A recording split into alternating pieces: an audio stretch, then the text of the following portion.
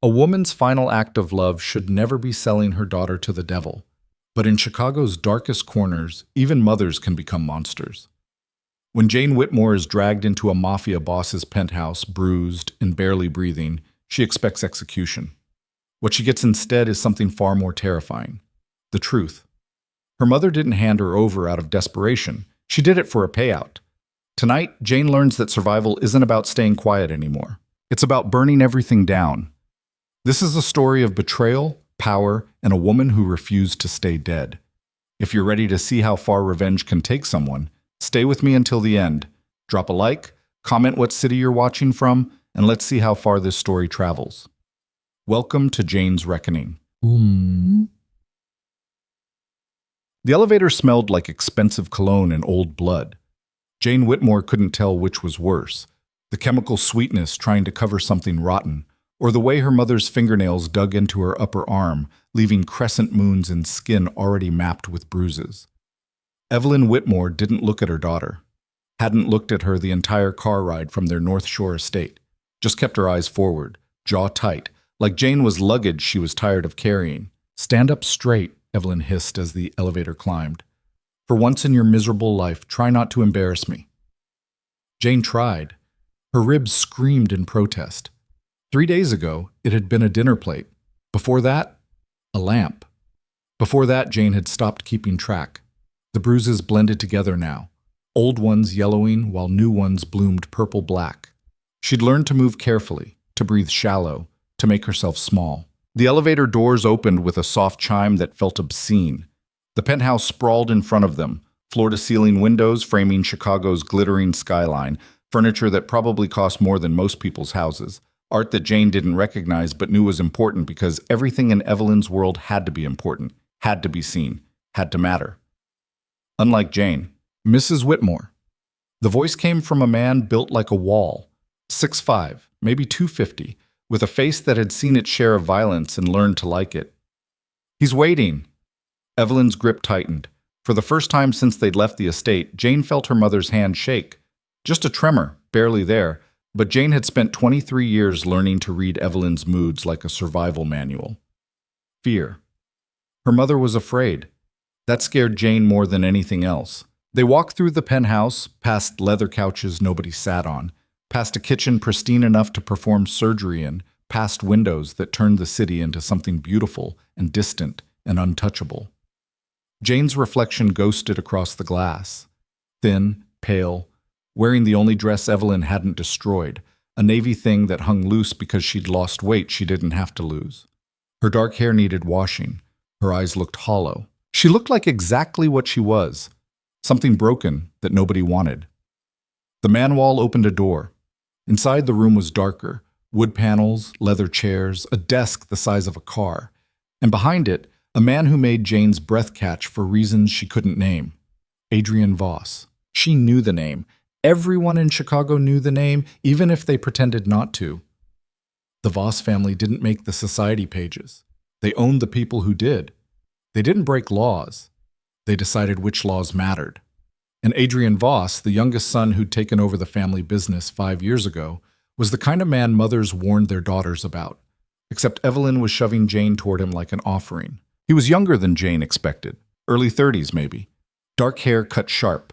Dark suit that probably cost more than Jane's college tuition. Not that she'd been allowed to finish. He had the kind of face that looked carved rather than born, all angles and shadows and controlled intensity. Gray eyes that tracked movement with a predator's patience. Those eyes landed on Jane, and she felt stripped down to nothing. "Mr. Voss." Evelyn's voice had taken on a musical quality, light and charming and completely fake. "Thank you for seeing us on such short notice." Adrian didn't acknowledge her. His gaze moved over Jane slowly, face, throat, arms, back to face. She wanted to disappear, wanted to run, wanted to do anything except stand there while he cataloged every flaw, every weakness, everything that made her worthless. "You told me she was intact," Adrian said. His voice was quiet, controlled, the kind of quiet that made loud men nervous.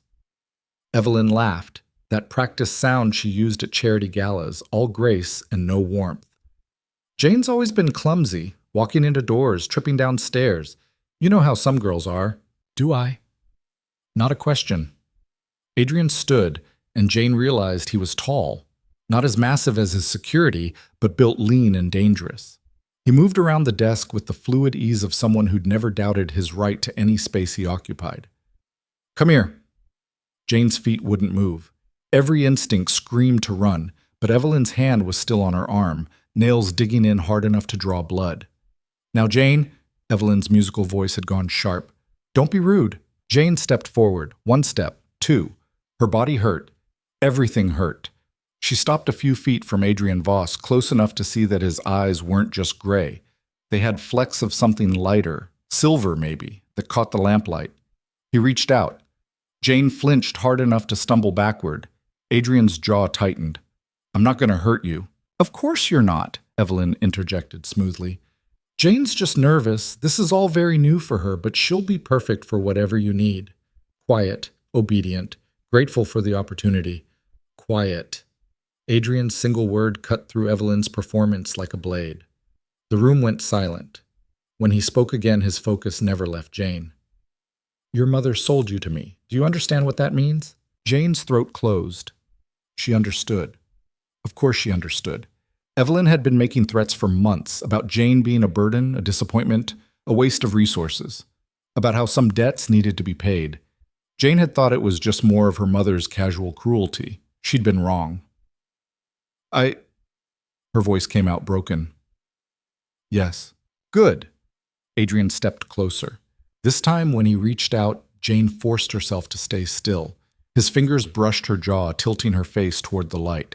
Professional, clinical, like a doctor examining damage. His thumb traced the bruise along her cheekbone. This is fresh. 2 days old, maybe 3. It had been 3 days. The dinner plate. Jane didn't say anything. Adrian's hand dropped. He turned to Evelyn, and the temperature in the room seemed to plummet. You've been hitting her. Disciplining, Evelyn corrected with a smile that didn't reach her eyes. There's a difference. Jane requires firm guidance. She's always been difficult. She weighs maybe 100 pounds soaking wet. You're 5'8" and work out with a personal trainer 4 times a week. Adrian's voice stayed level. Conversational, almost. That's not discipline. That's assault. Evelyn's smile froze. I don't appreciate your tone, Mr. Voss. We had an agreement. I delivered Jane as promised. Now I expect you to honor your end. My end. Adrian pulled out his phone, scrolled for a moment, then turned the screen toward Evelyn. Jane couldn't see what was on it, but she watched her mother's face go pale. The $200,000 you borrowed from the Moretti family last year. The gambling debts you've been hiding from your husband. The property you put up as collateral that you didn't actually own. He pocketed the phone. You came to me because you're desperate and stupid, and you thought you could trade your daughter for a clean slate. That was our agreement, Evelyn said tightly. Jane for the debt. I upheld my part. You brought me damaged goods. The words hit Jane like a slap. Damaged goods. That's what she was. That's all she'd ever been. Something broken that nobody wanted, now being haggled over like a used car with too many miles. She felt something crack inside her chest. Not her heart. That had broken so many times she'd lost count. Something else. Something that had been holding her together through sheer stubborn refusal to completely fall apart. I want to leave, Jane heard herself say. Her voice sounded strange, distant. I want to go home. Both of them looked at her like she'd started speaking another language. Evelyn recovered first. Don't be dramatic, Jane. You don't have a home. You have whatever Mr. Voss decides to give you. She turned back to Adrian. If she's not satisfactory, I can make other arrangements, but our agreement stands. I need that debt cleared. What happens if it's not? Jane asked. This time, Evelyn actually looked at her. Really looked at her, with an expression Jane had seen before, usually right before something got thrown. Then the Morettis come to collect. And trust me, darling, they won't be as understanding as Mr. Voss about your flaws. Understanding. Adrian's laugh was sharp enough to cut. That's an interesting word choice. He walked back to his desk, pulled open a drawer, and withdrew a folder. Thick. Official looking. He dropped it on the desk between them. Here's what I understand. You didn't just sell your daughter to clear a gambling debt. You sold her because you're broke. The estate? Mortgaged 3 times over. Your husband's pharmaceutical company? Hemorrhaging money because you've been embezzling from it for years. The trust fund your parents left? Gone. You've burned through everything. Evelyn's mask cracked. How did you... I'm thorough. Adrian flipped open the folder. Jane could see documents, spreadsheets, photographs. Her mother's entire life reduced to evidence. But here's the interesting part. 6 weeks ago, you took out a life insurance policy on Jane. $2 million. And last week, you contacted someone about making her death look like an accident. The room tilted. Jane grabbed the edge of the desk to stay upright. That's ridiculous, Evelyn said, but her voice had gone thin. You're making things up. Am I? Adrian pulled out a photograph, placed it face up. Jane saw her mother sitting across from a man in a coffee shop, leaning close, talking. This is Marcus Chen, freelance problem solver.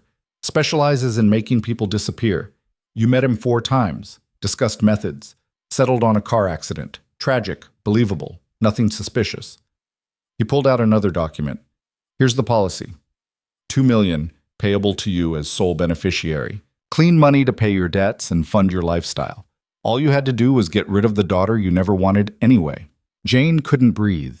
The words were coming at her too fast, too sharp, cutting through everything she'd believed about her life. Evelyn had hit her, starved her, broken her down piece by piece. But murder? Insurance fraud? That was something else.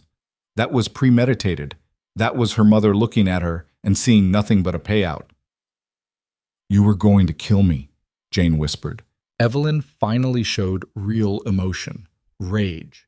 Don't be naive. You've been a burden since the day you were born. Everything I've done, every sacrifice I've made, you ruined it all. Your father wanted a son. The board wanted competence. I needed a daughter who could marry well, cement alliances, be useful. Instead, I got you. Weak, awkward, pathetic you. She spat the words like venom. So yes, I found a solution, a profitable one. But then the Morettis started pressing for payment, and selling you seemed more efficient. 2 problems, 1 solution. Efficient. Jane tasted bile. You were going to murder me for efficiency. I was going to end my mistake, Evelyn corrected coldly. There's a difference. The slap came before Jane realized she was moving. Her palm connected with Evelyn's cheek hard enough to snap her mother's head to the side. The sound echoed in the quiet room. For 5 seconds, nobody moved. Then Evelyn's hand shot up, and Jane braced for the retaliation she knew was coming. The backhand, the grab, the violence that would put her back in her place. It never landed. Adrian caught Evelyn's wrist mid-swing. His grip looked almost gentle, but Evelyn gasped in pain. That's enough, he said quietly. Let go of me, Evelyn hissed. This is between me and my daughter. No. Adrian released her wrist and stepped between them. It's not. You don't have a daughter anymore. You have a debt, and I'm collecting. He glanced back at Jane. You have a choice. You can leave with her, go home, and wait for either the Morettis or Marcus Chen to finish what she started. Or you can stay here. Stay here, Jane repeated numbly. As what? Your property? Another transaction? As someone under my protection, Adrian said. With a roof over your head, food in your stomach, and nobody laying hands on you. It's not freedom, but it's not death either. Jane looked at her mother. Evelyn had straightened, was smoothing her hair, rebuilding that perfect mask like nothing had happened, like she hadn't just admitted to planning her own daughter's murder. Like Jane was still just an inconvenience to be managed. If you stay here, you're dead to me, Evelyn said flatly. No money, no name, no family. You'll have nothing. Jane almost laughed. I already have nothing. You made sure of that. She turned to Adrian, met those gray eyes that saw too much. I'll stay. Smart girl, he said, and somehow it didn't sound condescending, just factual. Evelyn made a disgusted sound. Fine. She's your problem now. But I expect my debt cleared by end of business tomorrow, or I'll have questions to answer to people who don't care about your little power plays. Your debt's already cleared, Adrian said. I bought it from the Morettis this morning, which means you owe me now. He smiled, and it was the coldest thing Jane had ever seen. I'll be in touch about repayment terms. The color drained from Evelyn's face. You can't. I can. I did. Marcus? The wall man appeared in the doorway. Mrs. Whitmore is leaving. Make sure she finds her way out. Evelyn looked between them. Adrian, impassive and immovable, and Jane, her broken daughter who'd just chosen a gangster over her own mother. For a moment, Jane saw something flicker across Evelyn's face. Not regret, not love, just the calculation of a woman who'd lost a bet she'd been certain she'd win. This isn't over, Evelyn said. Yeah, Adrian replied. It is. Marcus escorted Evelyn out. Jane listened to her mother's heels clicking against marble, growing fainter, until the elevator chimed and there was nothing but silence. She waited for the fear to come. The panic. The realization that she'd just traded one nightmare for another. Instead, she felt nothing. Just a vast, empty space where all her feelings used to be. Sit down before you fall down, Adrian said. Jane's legs gave out. She landed in one of the leather chairs, head spinning. Adrian poured something amber into a glass and held it out. She took it automatically, sipped, then coughed as it burned down her throat. Whiskey, he explained, helps with shock. I'm not in shock. You slapped your mother, learned she tried to have you killed, and sold yourself to a stranger in the span of 10 minutes. You're in shock. He sat in the chair across from her. Not behind the desk, she noticed, on her level. Questions? Jane had about 1,000. She picked the most important one. Why did you buy her debt if you knew what she was planning? Because I wanted leverage. Against her? Against a lot of people, Adrian said. Your mother isn't important, but the people she owes money to, the ones she's been doing business with, they're useful to know about. He studied her. You were collateral damage. I don't like collateral damage. So you saved me out of principle? I saved you because leaving you with her was worse than the alternative. He paused. And because the look on her face when you slapped her was worth the price of admission. Jane almost smiled. Almost. What happens now? Now you sleep, eat, heal. Adrian stood.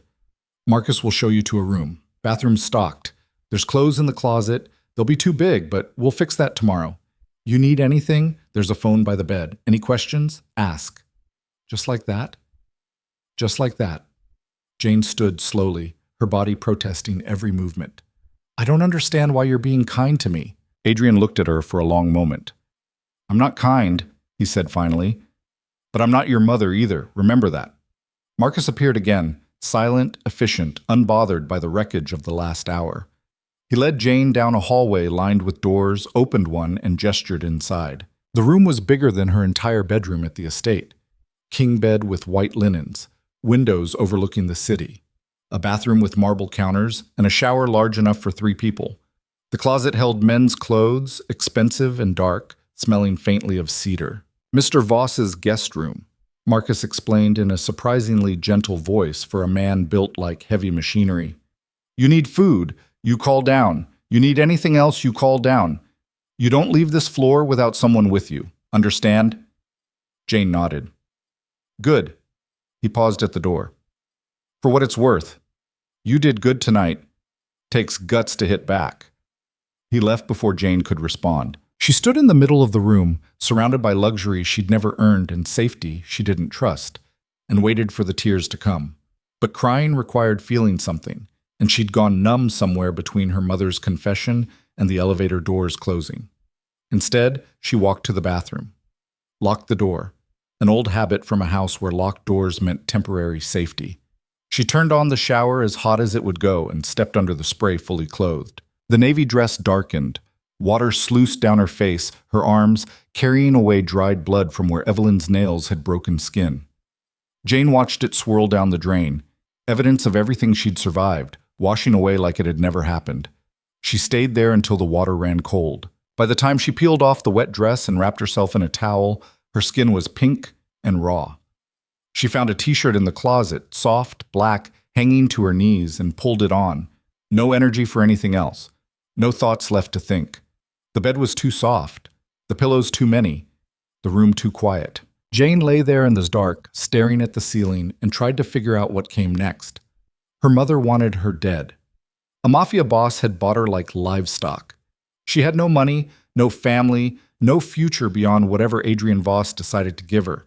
She should be terrified. Instead, for the first time in years, Jane felt something close to relief, because at least now she knew the truth. Her mother didn't love her, had never loved her, would never love her. There was no more pretending, no more hoping that if Jane just tried harder, was quieter, smaller, more perfect, Evelyn would finally see her as something worth keeping. The transaction was complete. Jane had been sold. And in some twisted way, that was better than being slowly killed in the house where she'd grown up. She fell asleep thinking about her mother's face when Adrian revealed the insurance policy. The shock, the rage, the absence of shame. Some people, Jane realized, were incapable of shame. She wondered if that made them free. Oh, when Jane woke up, sunlight was streaming through windows she'd forgotten to cover. Her body ached in that specific way that came from sleeping too hard after running on empty for too long. For a disoriented moment, she thought she was back at the estate, and panic clawed up her throat. Had she overslept? Would Evelyn be angry? What had she done wrong this time? Then memory crashed back. The penthouse, Adrian Voss, her mother's confession, the life insurance policy. Jane sat up slowly. The t-shirt she'd borrowed had twisted around her waist. Her hair was still damp, starting to curl in ways Evelyn had always hated. The room looked different in daylight, less intimidating, more sterile, like a hotel for people who could afford to forget what hotels cost. A knock at the door made her jump. "Yeah?" Her voice came out rough. "Breakfast in 20 minutes," Marcus called through the door. "You need clothes that fit. There's stuff in the dresser.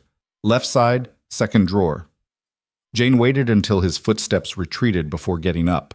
The dresser was dark wood, expensive, probably older than she was. The second drawer held women's clothes, leggings, soft shirts, underwear still in packaging, socks. Nothing fancy, but clean and new and in approximately her size. She didn't want to think about why Adrian Voss kept a drawer of women's clothes in his guest room. She dressed quickly, black leggings, gray t-shirt, socks that were too big but warm. The bathroom mirror showed her reflection, and she barely recognized herself. Without makeup, without Evelyn's careful styling, she looked younger, rawer. Bruises stood out stark against pale skin, her cheekbone, her jaw, her arms. Evidence of everything she'd survived. Evidence of everything she'd let happen. Jane splashed water on her face and pulled her hair into a ponytail. It would have to do.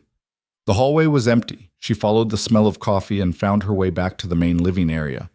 Adrian was standing by the windows, phone to his ear, speaking in what sounded like Russian. He saw her, held up one finger, "Wait," and finished his conversation. "Sleep okay?" he asked, pocketing the phone. "I slept." "Close enough." He gestured to the dining table. "Sit, eat." The table held enough food for 6 people. Eggs, bacon, toast, fruit, pastries that looked like they'd come from somewhere expensive. Jane's stomach twisted with hunger and nausea. She sat, picked up a piece of toast, put it down. Adrian poured coffee, slid the cup across to her. "You need to eat." "I'm not hungry." "That's shock talking. Eat anyway." He sat across from her, watching with those gray eyes that didn't miss anything. "You're thinking too loud." "Am I allowed to think quietly?" Jane asked. "You're allowed to think however you want, but if you're spiraling about whether I'm going to hurt you, don't. If I wanted you scared, I'd have given you to Marcus last night." The casual way he said it should have been frightening. Instead, it was almost reassuring. No games, no pretense, just facts. Jane picked up the toast again, took a bite. It tasted like cardboard, but she chewed and swallowed anyway. "What happens now?" "Now you heal. Get stronger. Learn how things work." "What things?" "This city. This life." Adrian leaned back in his chair. "Your mother spent 23 years teaching you to be small, quiet, convenient. That's over. You want to survive here, you need to be something else." "What if I don't want to survive here?" Jane asked. "What if I want to leave?" "Then you leave." He said it simply, like it was obvious. "You're not a prisoner." "But I owe you." "You don't owe me anything. Your mother did. She paid with information, connections, and the satisfaction of watching her lose." He poured himself coffee. "You? You're free to go whenever you want. But before you do, you should probably ask yourself where you'd go." Jane opened her mouth, closed it. He was right. She had no money, no friends. Evelyn had made sure of that. No job skills beyond the charity work and social graces that were supposed to make her marriageable. Leaving the penthouse meant walking back into a world where her mother wanted her dead, and she had no resources to fight back. "That's what I thought," Adrian said, not unkindly. "So eat your breakfast. Take a few days. Figure out what you want. And if what I want is revenge?" The word hung between them. Jane hadn't planned to say it, hadn't known she was thinking it until it was out. But now that it existed in the air, she couldn't take it back. Adrian smiled. "Then we'll talk." 3 days passed before Jane stopped flinching at every sound. She spent most of that time in the guest room, venturing out only when hunger forced her to. The penthouse felt like a museum, beautiful, untouchable, full of things she wasn't supposed to touch. Marcus brought meals on a tray when she didn't show up for dinner. He never asked questions, never pushed. Just set the food down, told her to eat, and left. Adrian, on the other hand, had disappeared. "Business," Marcus said vaguely. "Out of town." Jane told herself she wasn't relieved, but the lie sat heavy in her chest. On the fourth morning, she woke up angry. Not the familiar anger that came from being hit or starved or told she was worthless. This was something new, something that burned hotter and cleaner. It started as a spark somewhere below her ribs and spread until her whole body felt incandescent with it. Her mother had tried to kill her, had looked at her own daughter and seen nothing but a $2 million payout, had planned it, executed it, would have succeeded if Adrian Voss hadn't been thorough enough to uncover it. Jane threw off the covers and walked to the window. Chicago sprawled below her, gray buildings and brown river, and people who had no idea that some mothers were monsters. She pressed her palm against the cold glass and felt the anger crystallize into something sharper. She wanted Evelyn to hurt the way Jane had hurt, wanted her to lose everything, wanted her to feel small and worthless and disposable. She wanted revenge. The thought should have scared her. Instead, it felt like the first honest thing she'd wanted in years. Jane showered, dressed in the clothes that still didn't quite fit, and went to find Adrian. He wasn't in the living room or the kitchen. She found him in a room she hadn't noticed before. An office, smaller than the one where she'd first met him, with a desk covered in papers and 3 monitors showing what looked like security footage. He glanced up when she knocked on the doorframe. "You're awake." "I've been awake for 4 days." "You've been hiding for 4 days," Adrian corrected. He leaned back in his chair, studying her. Something changed. "I want to know everything," Jane said. "About my mother, about what she did, about what you know." Adrian's expression didn't change, but something shifted in his eyes. Interest, maybe, or approval. "Why now?"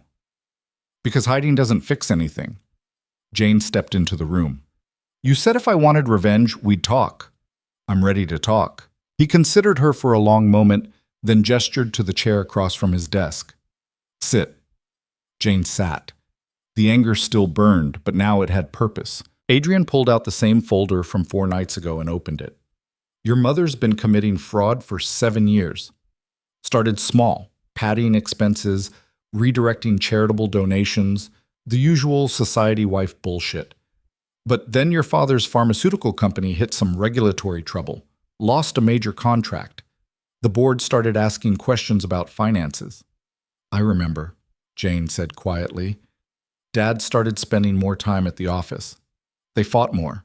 Because Evelyn had been skimming from the company accounts. A few thousand here, 10,000 there. By the time anyone noticed, she'd taken close to $500,000. Adrian slid a spreadsheet across the desk. Jane saw numbers highlighted in red, transactions marked as suspicious. Your father covered it up, told the board it was an accounting error, but he cut her off from the accounts. So she found other ways to get money. She got creative, Adrian agreed. Took out loans using your father's name, borrowed from friends, charity boards, anyone who wouldn't ask too many questions. When that dried up, she went to the Morettis. Jane knew the name. Everyone in Chicago knew the Morettis. Old money, old power, the kind of family that threw fundraisers and owned politicians and occasionally made people disappear. She borrowed $200,000, Adrian continued, told them it was for a property investment, promised to pay it back in 6 months with interest. That was 14 months ago.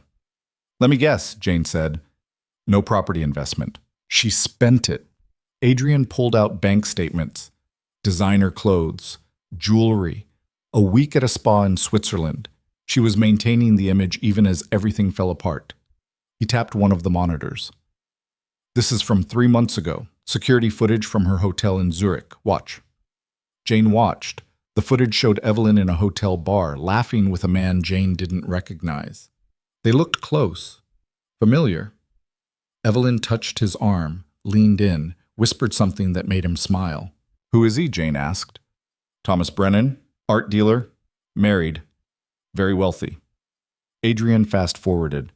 They had an affair. He bought her things, took her places. She thought he'd leave his wife for her. He didn't. The footage showed Evelyn alone in the hotel bar a week later, drinking heavily. A woman approached, older, elegant, with the kind of face that had seen too much to be shocked by anything. They talked. The woman handed Evelyn something. A business card, maybe. That's Catherine Ross, Adrian said.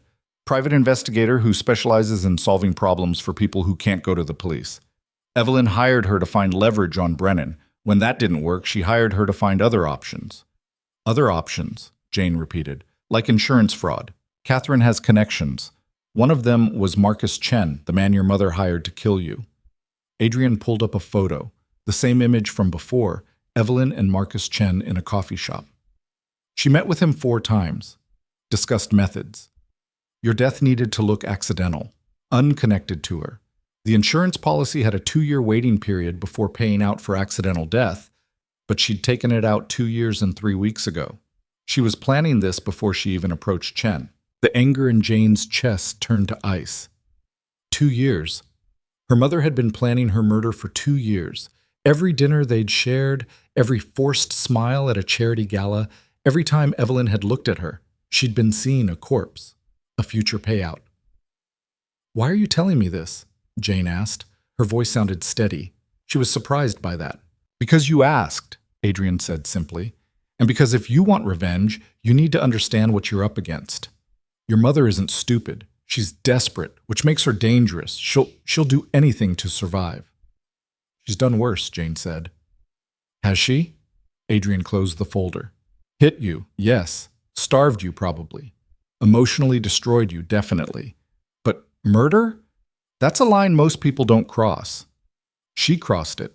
She planned to cross it, Adrian corrected. There's a difference. Planning is easy. Following through takes something else. He studied Jane. Do you have that something else? Jane thought about her mother's face when she'd admitted what Jane was. A mistake, a burden, something to be ended efficiently. Thought about all the years of bruises and hunger and being told she was worthless. Thought about the life insurance policy and Marcus Chen and the car accident that was supposed to look like bad luck. Yes, she said. Adrian smiled. It wasn't a kind smile. Good.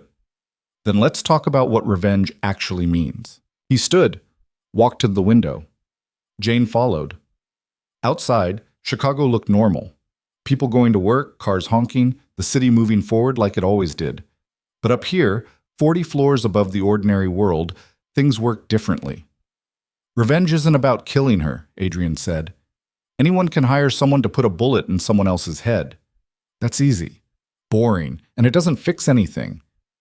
Then what is it about? Making her lose everything the way she made you lose everything. She wants money? Take it. She wants reputation? Destroy it. She wants to be seen as a perfect society wife? Show everyone what she really is. Adrian turned to face her. But you need to understand something. Once you start this, you can't stop halfway.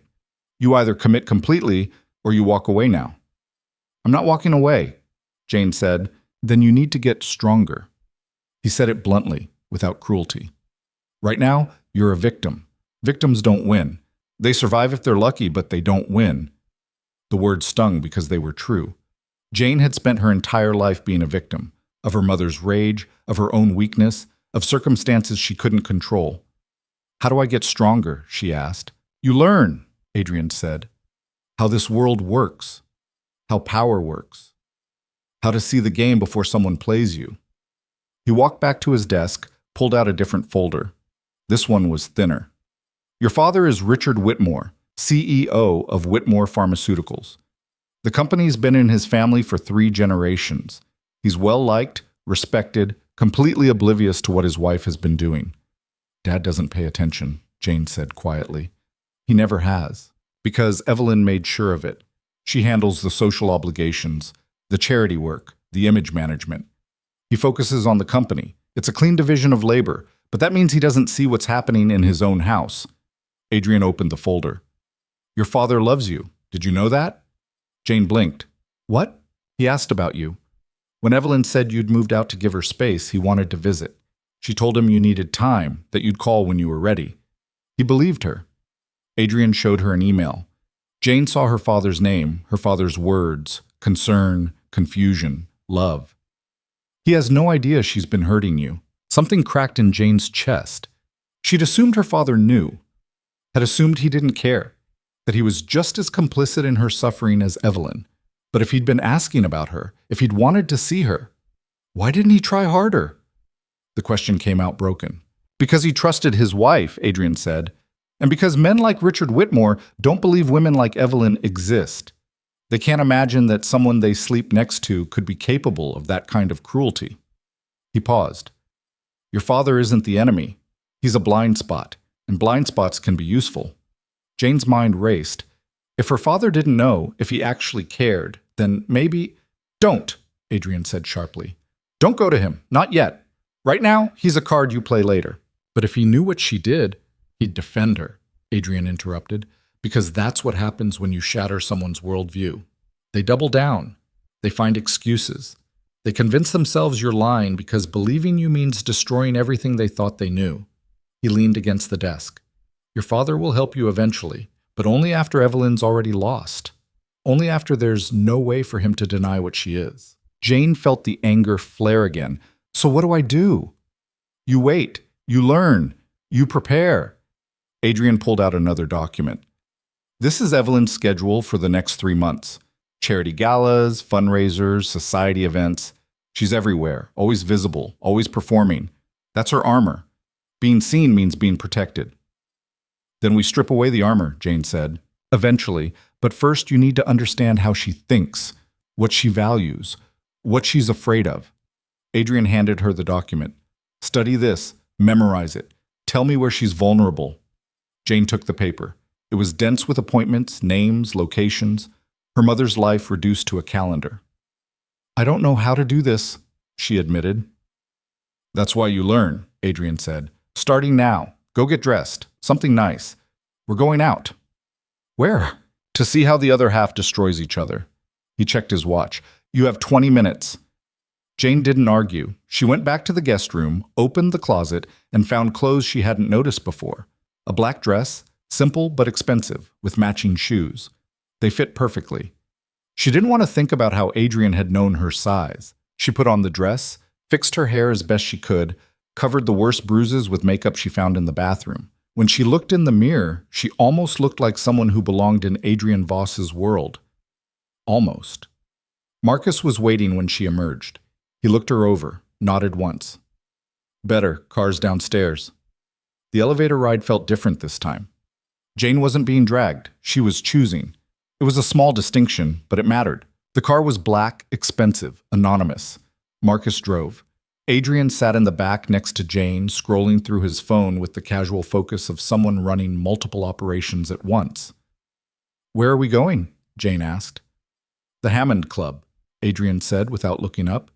Private social club, very exclusive, very old money. Your mother's giving a speech there in an hour. Jane's stomach dropped. You want me to see her? I want you to watch her. He finally looked at her. See how she performs. What mask she wears.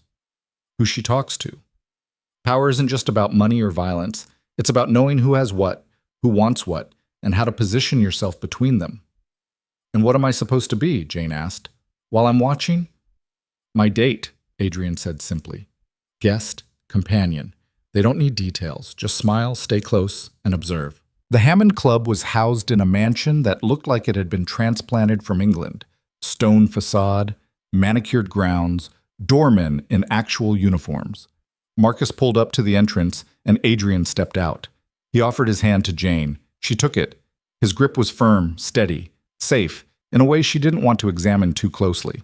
Inside, the club was everything Jane expected. Wood paneling, oil paintings, White people in expensive clothes talking in hushed tones about things that didn't matter. A waiter appeared with champagne. Adrian took 2 glasses, handed one to Jane. "Don't drink it," he murmured. "Just hold it. Look comfortable." Jane held the glass. Tried to look comfortable. Failed completely. "Relax," Adrian said quietly. "You belong here more than most of these people. You grew up in this world. You know the rules." "I know how to be invisible in this world," Jane corrected. "That's different." "Then stop being invisible." He guided her through the room with a hand on her lower back. Proprietary, protective, completely for show. People watched them, whispered. A few nodded at Adrian. Nobody approached. "They're afraid of you," Jane realized.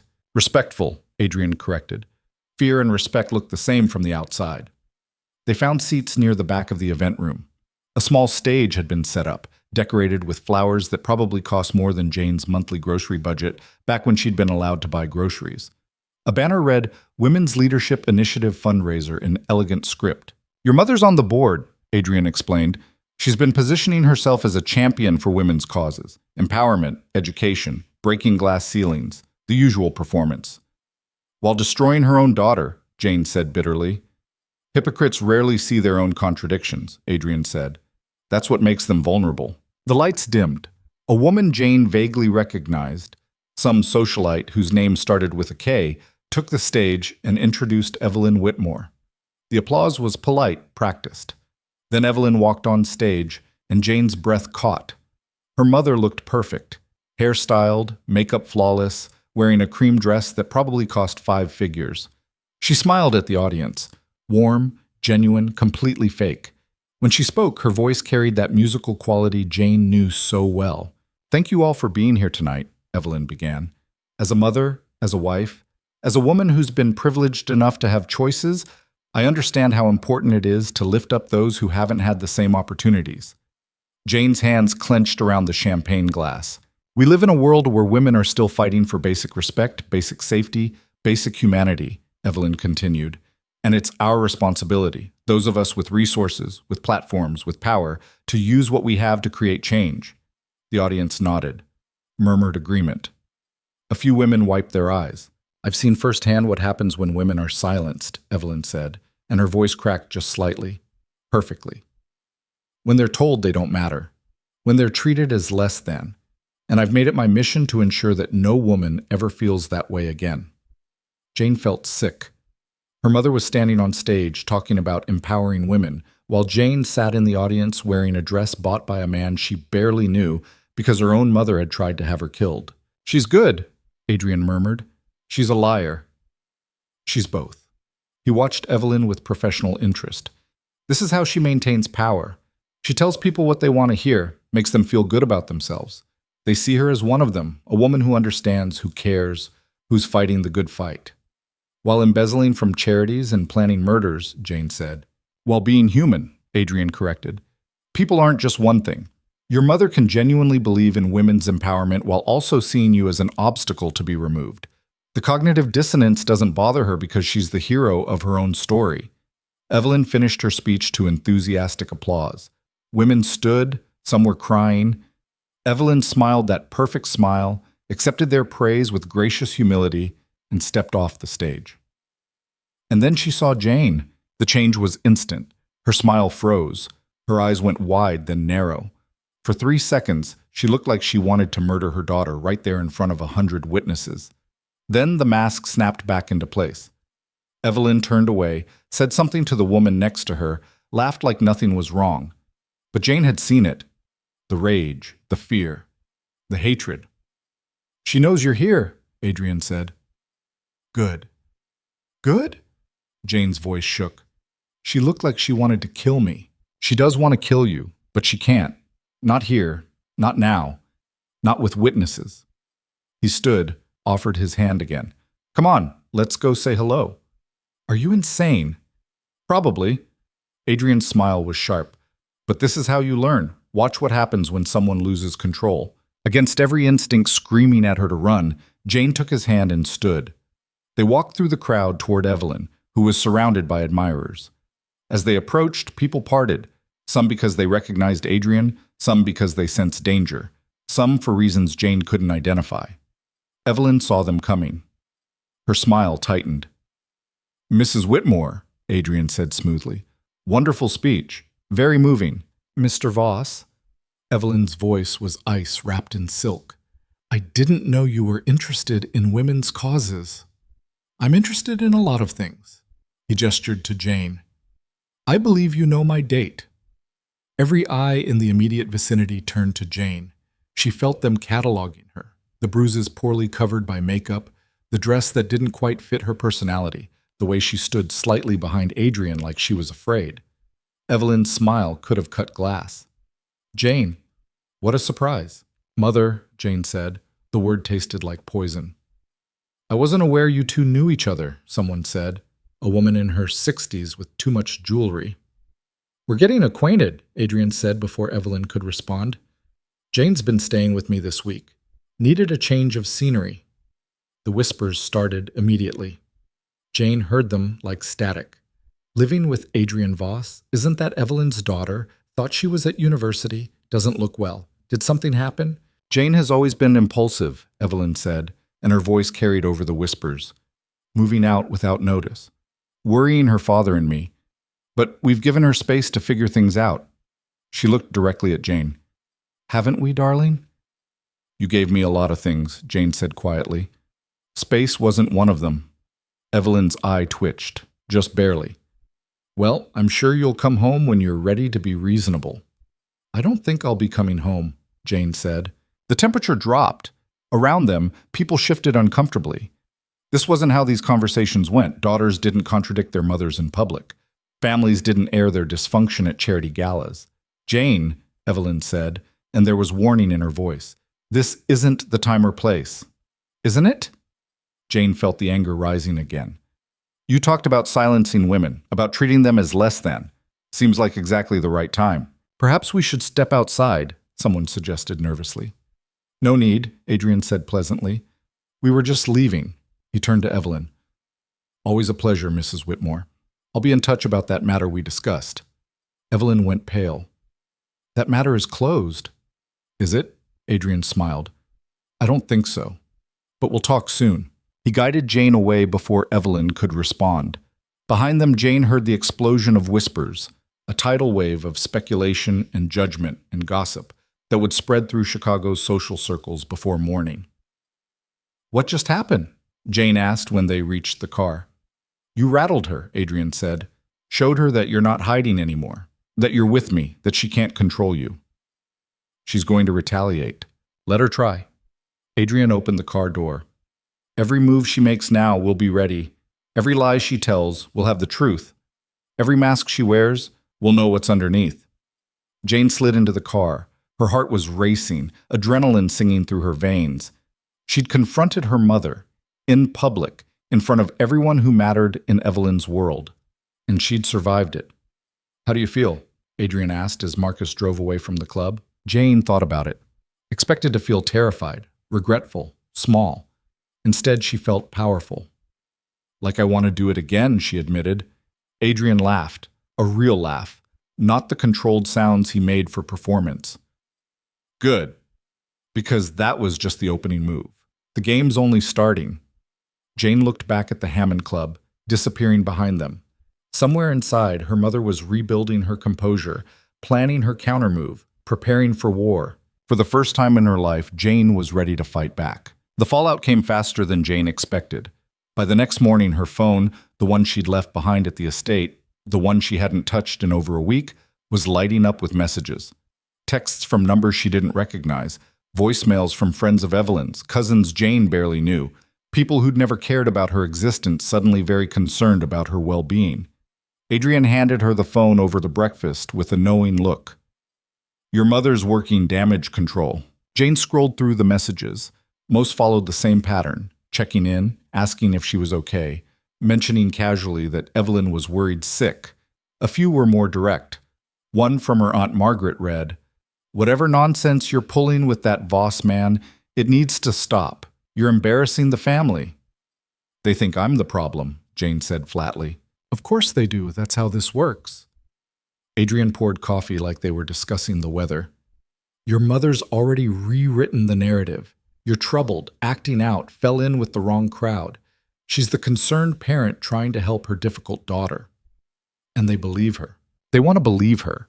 Believing you means accepting that someone they've known for years is capable of horrible things.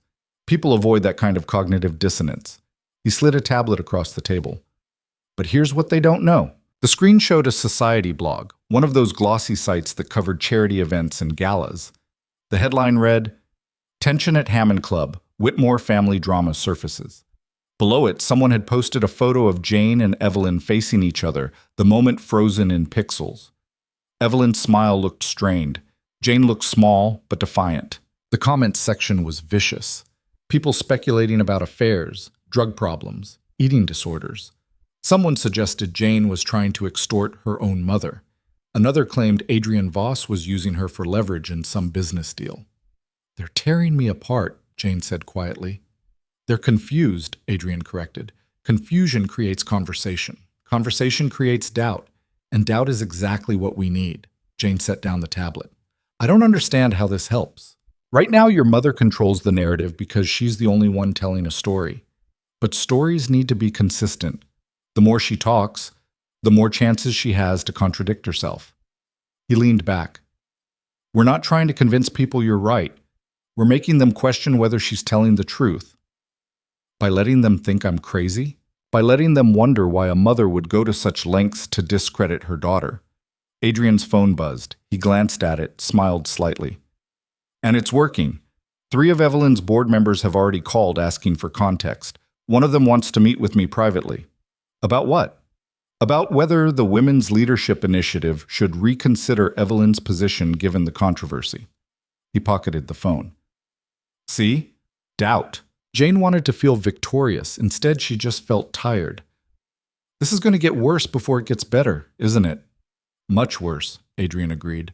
"Which is why you need to be ready. Your mother's next move will be to isolate you completely. Turn your father against you, freeze any access to money, make sure you have nowhere to go if you leave here." "I already have nowhere to go." "Then we make sure you do." He stood. "Get dressed. We're meeting someone." An hour later, Jane found herself in a law office that smelled like old books and older money. The attorney was a woman in her 50s named Patricia Chen, no relation to Marcus Chen, she'd clarified immediately, with sharp eyes and a handshake that could crack walnuts.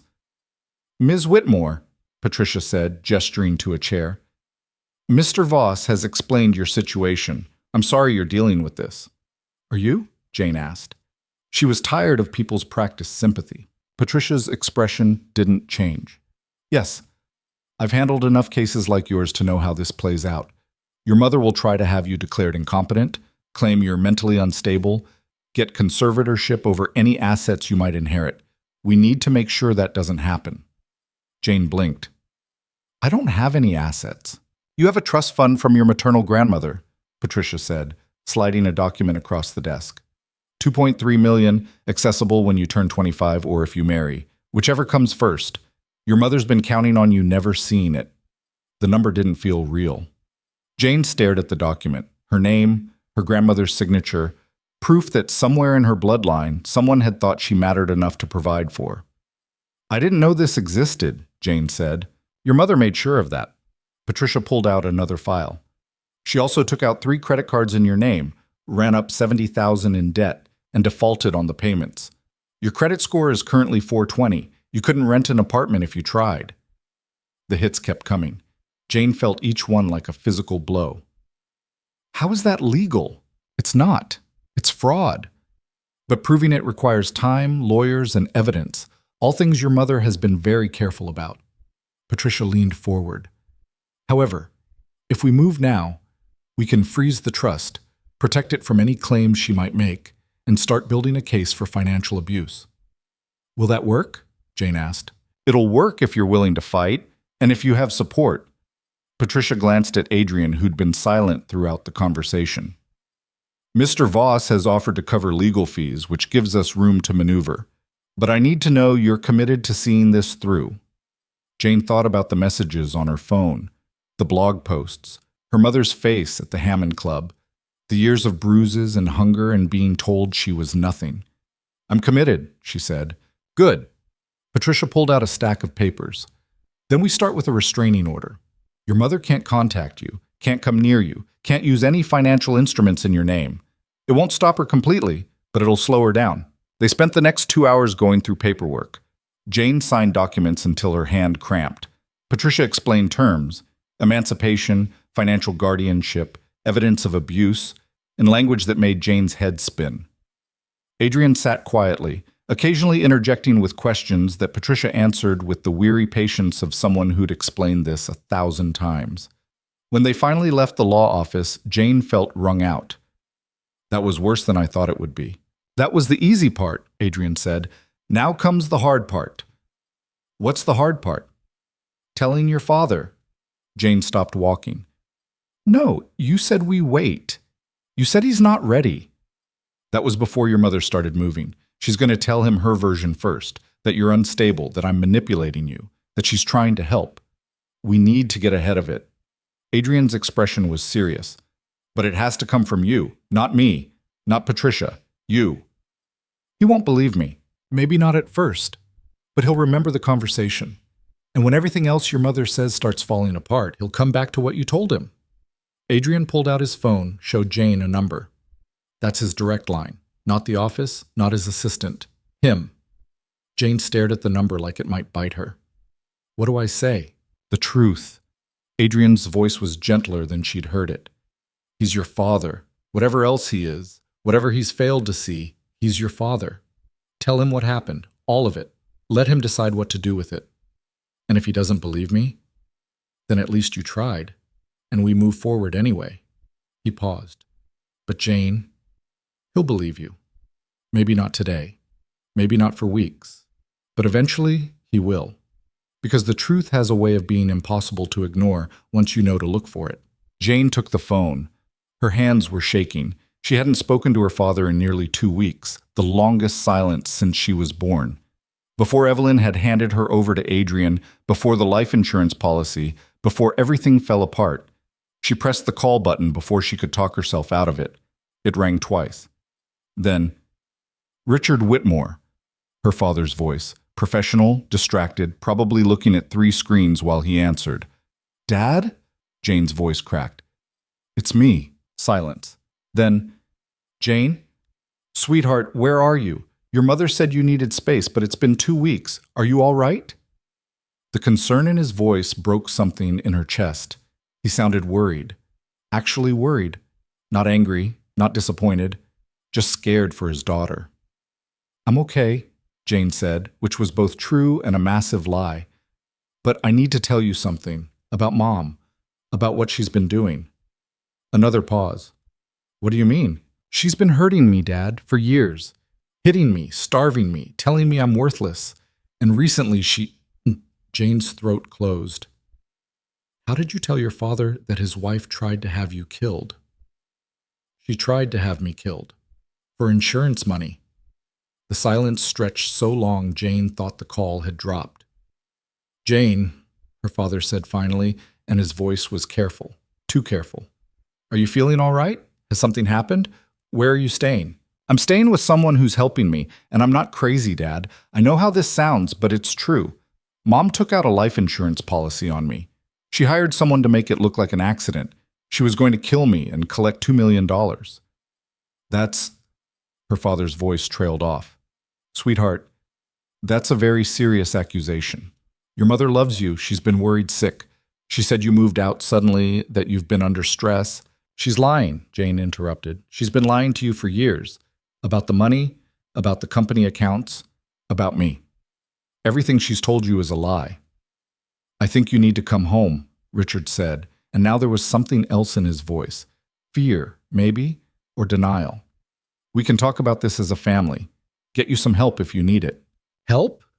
Jane's laugh was bitter. You think I need help? Dad, Mom embezzled from your company. She's in debt to the Morettis. She's been committing fraud for 7 years. There's evidence, documents, recordings. It's all real. Who told you this? Her father's voice had gone sharp. Who are you staying with, Jane? Because this sounds like someone's filling your head with the truth, Jane finished. I'm staying with Adrian Voss. He has proof of everything. Bank statements, emails, security footage. Mom sold me to him to clear her gambling debts, and when he found out what she was planning, he stopped it. The silence this time felt final. Adrian Voss, her father said quietly. The man whose family runs half the criminal enterprises in Chicago. That Adrian Voss. He's helping me. Jane, listen to me very carefully. Richard's voice was strained. Whatever this man has told you, whatever he's shown you, he's using you. The Voss family doesn't help people. They own people. And right now, he's owning you. He's not. Come home, her father said. Right now. I'll come get you. Just tell me where you are. I'm not coming home, Dad. Home isn't safe. Mom isn't safe. Your mother is a lot of things, but she's not a murderer. Her father's voice cracked. Please, sweetheart, don't do this. Don't throw your life away because you're angry at her. We can work this out, as a family. Jane closed her eyes. She'd known he wouldn't believe her. Adrian had warned her, but hearing her father choose Evelyn's lies over Jane's truth, it hurt worse than any of her mother's hits. I have a restraining order against her, Jane said quietly. Patricia Chen filed it this morning. Mom can't contact me, can't use my name, can't access my trust fund, and if she tries, she'll be arrested. You did what? Her father's shock was palpable. Jane, you can't just... I already did. And Dad? Jane's voice steadied. When you finally figure out that I'm telling the truth, when Mom's lies catch up with her and you can't deny it anymore, I'll be here. But until then, I can't be around people who think I'm crazy for trying to survive. She hung up before he could respond. The phone felt heavy in her hand. Adrian was watching her from across the car, expression unreadable. He didn't believe me, Jane said. No, Adrian agreed, but he'll remember, and that's what matters. Jane wanted to cry, wanted to scream, wanted to throw the phone out the window and pretend the last 20 minutes hadn't happened. Instead, she just sat there, feeling the weight of her father's disbelief settle over her like concrete. Does it get easier? She asked. No, Adrian said honestly. But you get stronger. And eventually, strong beats easy. The next few days blurred together. Patricia filed the restraining order. Evelyn's lawyers filed a counter motion claiming Jane was being manipulated. The society blogs exploded with speculation. Someone leaked that Jane was staying with Adrian Voss, and the rumors went from bad to vicious. Jane stopped reading the comments. Instead, she focused on what Adrian taught her: how to read financial statements, how to spot lies in body language, how to track money through shell corporations, how to see the game. Your mother's hosting a charity gala in 3 weeks, Adrian said one evening, spreading documents across his desk. The annual Whitmore Foundation event. 500 guests, live auction, keynote speech. It's her biggest event of the year. I know, Jane said. I used to help plan it. Not this year. Adrian pulled up a guest list. This year, you're going to attend as my guest, and we're going to make sure everyone sees exactly who Evelyn Whitmore really is. Jane's pulse quickened. How? By letting her destroy herself. He tapped the documents. She's been using foundation money to cover personal expenses. We have proof. We also have proof of the embezzlement, the fraud, the insurance policy, everything. And we're going to release it at the gala? Better? Adrian smiled. We're going to let her think she's won first. Let her have her moment. Let her stand on stage and talk about integrity and women's empowerment and changing the world. And then we're going to show everyone what happens when someone builds their entire life on lies. She'll be destroyed, Jane said. Yes, Adrian agreed. Completely. Publicly, permanently. No coming back from it. He looked at her. Are you sure this is what you want? Because once we do this, there's no walking it back. Your mother will lose everything. Your father will be collateral damage. Your family name will be associated with scandal. Jane thought about the bruises, the hunger, the years of being told she was worthless, the life insurance policy, her father's refusal to believe her. I'm sure, she said. Then we prepare. Adrian pulled out a calendar. 3 weeks. We need you ready. The preparation was brutal. Adrian hired a stylist who rebuilt Jane's entire wardrobe, a nutritionist who designed meal plans to help her gain weight, a physical trainer who worked with her every morning despite her protests. I don't need to be able to fight, Jane argued after a particularly grueling session. You need to be able to stand, the trainer, A woman named Sophia, who could probably bench press a car, corrected. Right now you look like a strong wind could knock you over. At the gala, you need to look like you belong there, like you're not someone's victim. So Jane trained. She ate. She studied financial documents until the numbers made sense. She practiced walking in heels without wobbling. She learned how to smile like she had secrets. And slowly, something changed. She started recognizing herself in the mirror. Not the broken thing Evelyn had created, but something else. Someone else. Still scared, still angry, but stronger. "You look different," Marcus observed one afternoon. "Different how?" "Dangerous," he said with approval. 2 weeks before the gala, Adrian brought Jane to a dinner meeting with 3 businessmen she didn't recognize. They talked about real estate developments, city contracts, political donations. Jane sat quietly, observing like Adrian had taught her. One of the men, a developer named Carson, kept glancing at her. "So you're the one everyone's talking about." "Evelyn Whitmore's daughter." "Was," Jane corrected. "I'm not her daughter anymore." Carson smiled. "Fair enough. Word is you're making quite a stir. Taking on your own mother. That's bold." "That's survival," Jane said. "I like her," Carson said to Adrian. "She's got spine." After dinner, in the car, Adrian said, "You're learning." "Learning what?" "How to exist in this world. How to make people see you as something other than a victim." He glanced at her. "You impressed Carson. He's going to pull his funding from the Whitmore Foundation." Jane's eyes widened. "Because of me?" "Because of what you represent. Someone who fought back and won. People like winners, Jane, especially when the person losing deserves it." "My mother hasn't lost yet." "She will," Adrian said. "In 10 days, she'll lose everything." 1 week before the gala, Jane's father called. She almost didn't answer, but something, curiosity, hope, stupidity, made her pick up. "Jane," Richard said. He sounded tired. "I need to talk to you." "About what?" "About your mother." A long pause. "I've been looking into some things, financial records, board reports, and I'm finding discrepancies." Jane's heart hammered. "What kind of discrepancies?" "The kind that suggest you might have been telling the truth." Her father's voice cracked. "How long has she been hurting you?" The question was so quiet, so broken, that Jane almost couldn't answer. "Since I was 12, she said finally.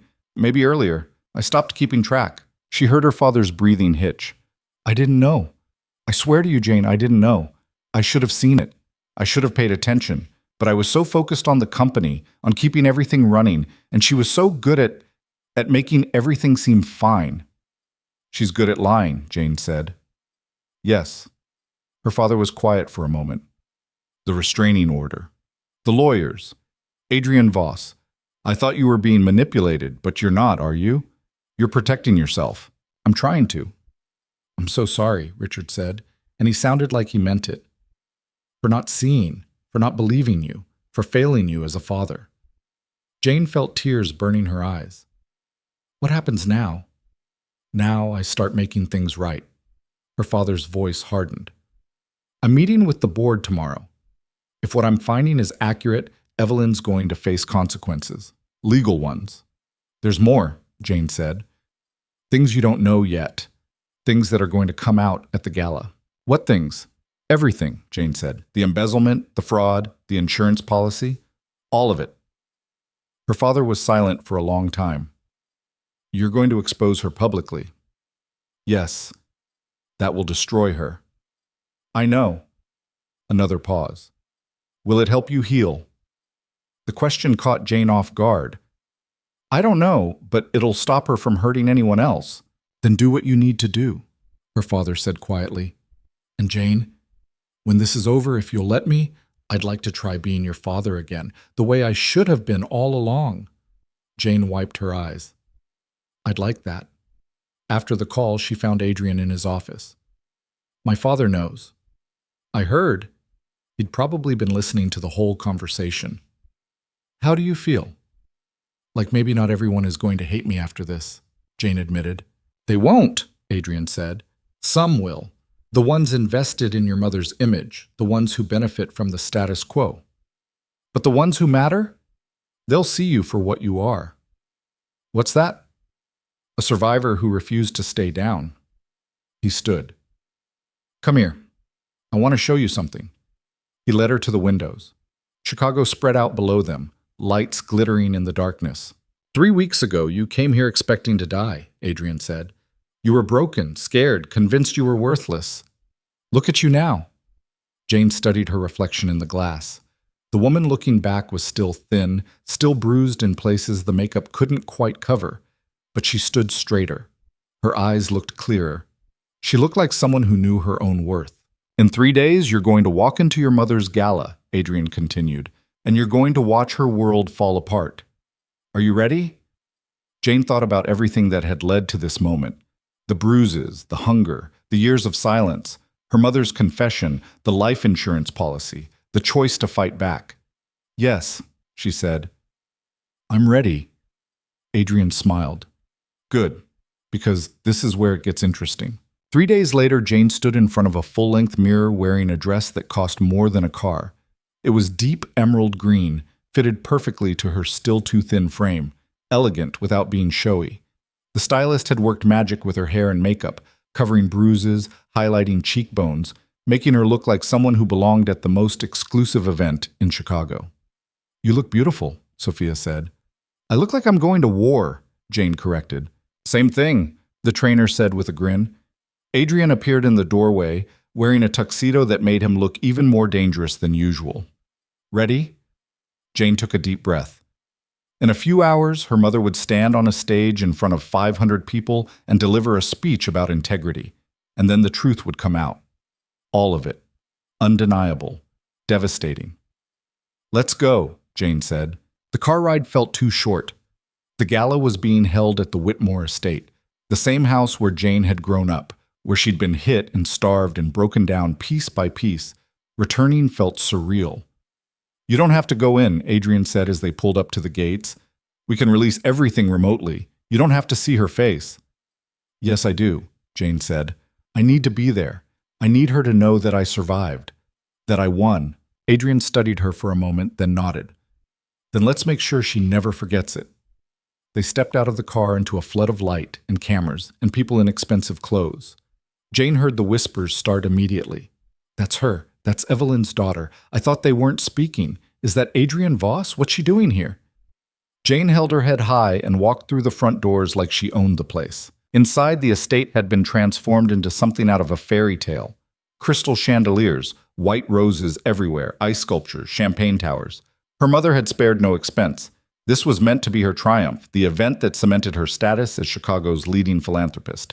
Instead, it was going to be her execution. Jane felt Adrian's hand on her lower back, steadying her. Around them, people stared. Some looked shocked. Some looked scandalized. A few looked pleased, like they'd been waiting for drama. And then, across the ballroom, Jane saw her mother. Evelyn stood surrounded by admirers, wearing a white gown that made her look angelic. She was laughing at something someone said, completely in her element, the perfect hostess. Then she saw Jane. The laughter died. Her face went white, then red. For a moment, Jane thought her mother might actually charge across the ballroom and attack her in front of everyone. But Evelyn was too smart for that. Instead, she excused herself from her group and walked toward them with measured steps, smile fixed in place. Jane, she said when she was close enough. Her voice was pleasant, musical, completely false. What a surprise! I didn't realize you'd be attending. I wouldn't miss it, Jane said. Evelyn's eyes flickered to Adrian. Mr. Voss. How unexpected. Is it? Adrian asked mildly. I'm on the donor list. Contributed quite substantially, in fact. How generous. Evelyn's smile was ice. Though I'm surprised you'd bring Jane as your guest, given her current mental state. My mental state is fine, Jane said, but thank you for your concern. Is it? Evelyn stepped closer, lowering her voice. Because walking into your family home with a known criminal, making wild accusations, filing restraining orders, that doesn't sound fine. That sounds troubled. I filed the restraining order because you tried to kill me, Jane said quietly. That's not troubled. That's self-preservation. Evelyn's mask cracked. You have no proof.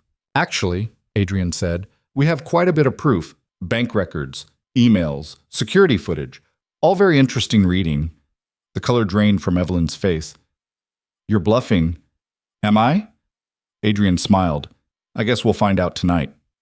Someone called Evelyn's name, the event coordinator, probably reminding her it was almost time for her speech.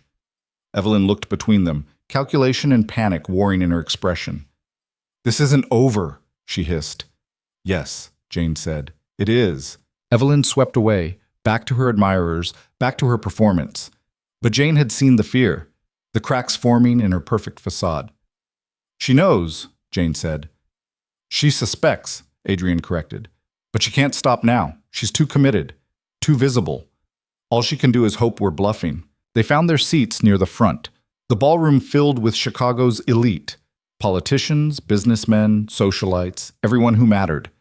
Jane recognized faces from charity galas and fundraisers, people who'd known her since childhood but had never actually seen her. The lights dimmed, music swelled, and Evelyn Whitmore took the stage to thunderous applause. Evelyn stood in the spotlight like she'd been born for it, white gown catching the light, smile radiant. She waited for the applause to die down, letting the moment stretch, savoring it. Jane recognized that pause. Her mother had practiced this, rehearsed every gesture, every inflection, every beat of silence designed to make the audience lean forward. Thank you, Evelyn said, and her voice carried perfectly through the ballroom. Thank you all for being here tonight, for believing in this foundation, for believing in the work we do. Jane's hands clenched in her lap. Adrian placed his hand over hers briefly, a reminder to breathe. 7 years ago, Evelyn continued, I stood in this same room and made a promise.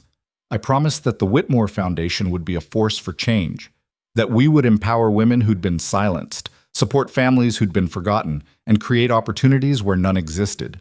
And tonight, I'm proud to say we've kept that promise. The audience applauded. Evelyn gestured to the screens flanking the stage where images appeared, smiling women, children in classrooms, ribbon-cutting ceremonies. Jane recognized some of the photos from foundation brochures. Others looked staged, manufactured for this exact moment.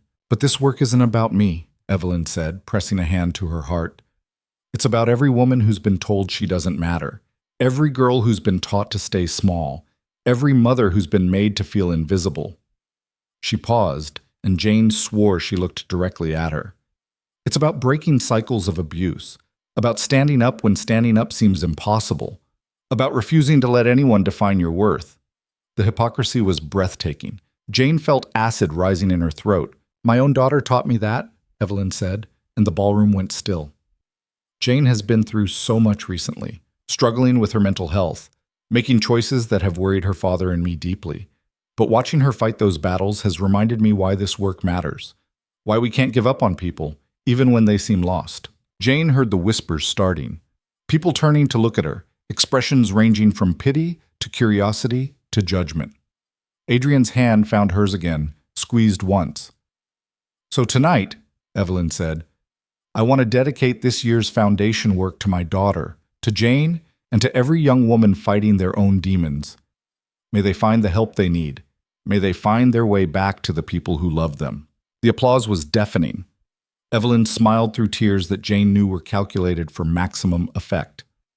Around them, people were standing, clapping, moved by this display of maternal devotion. Jane wanted to vomit.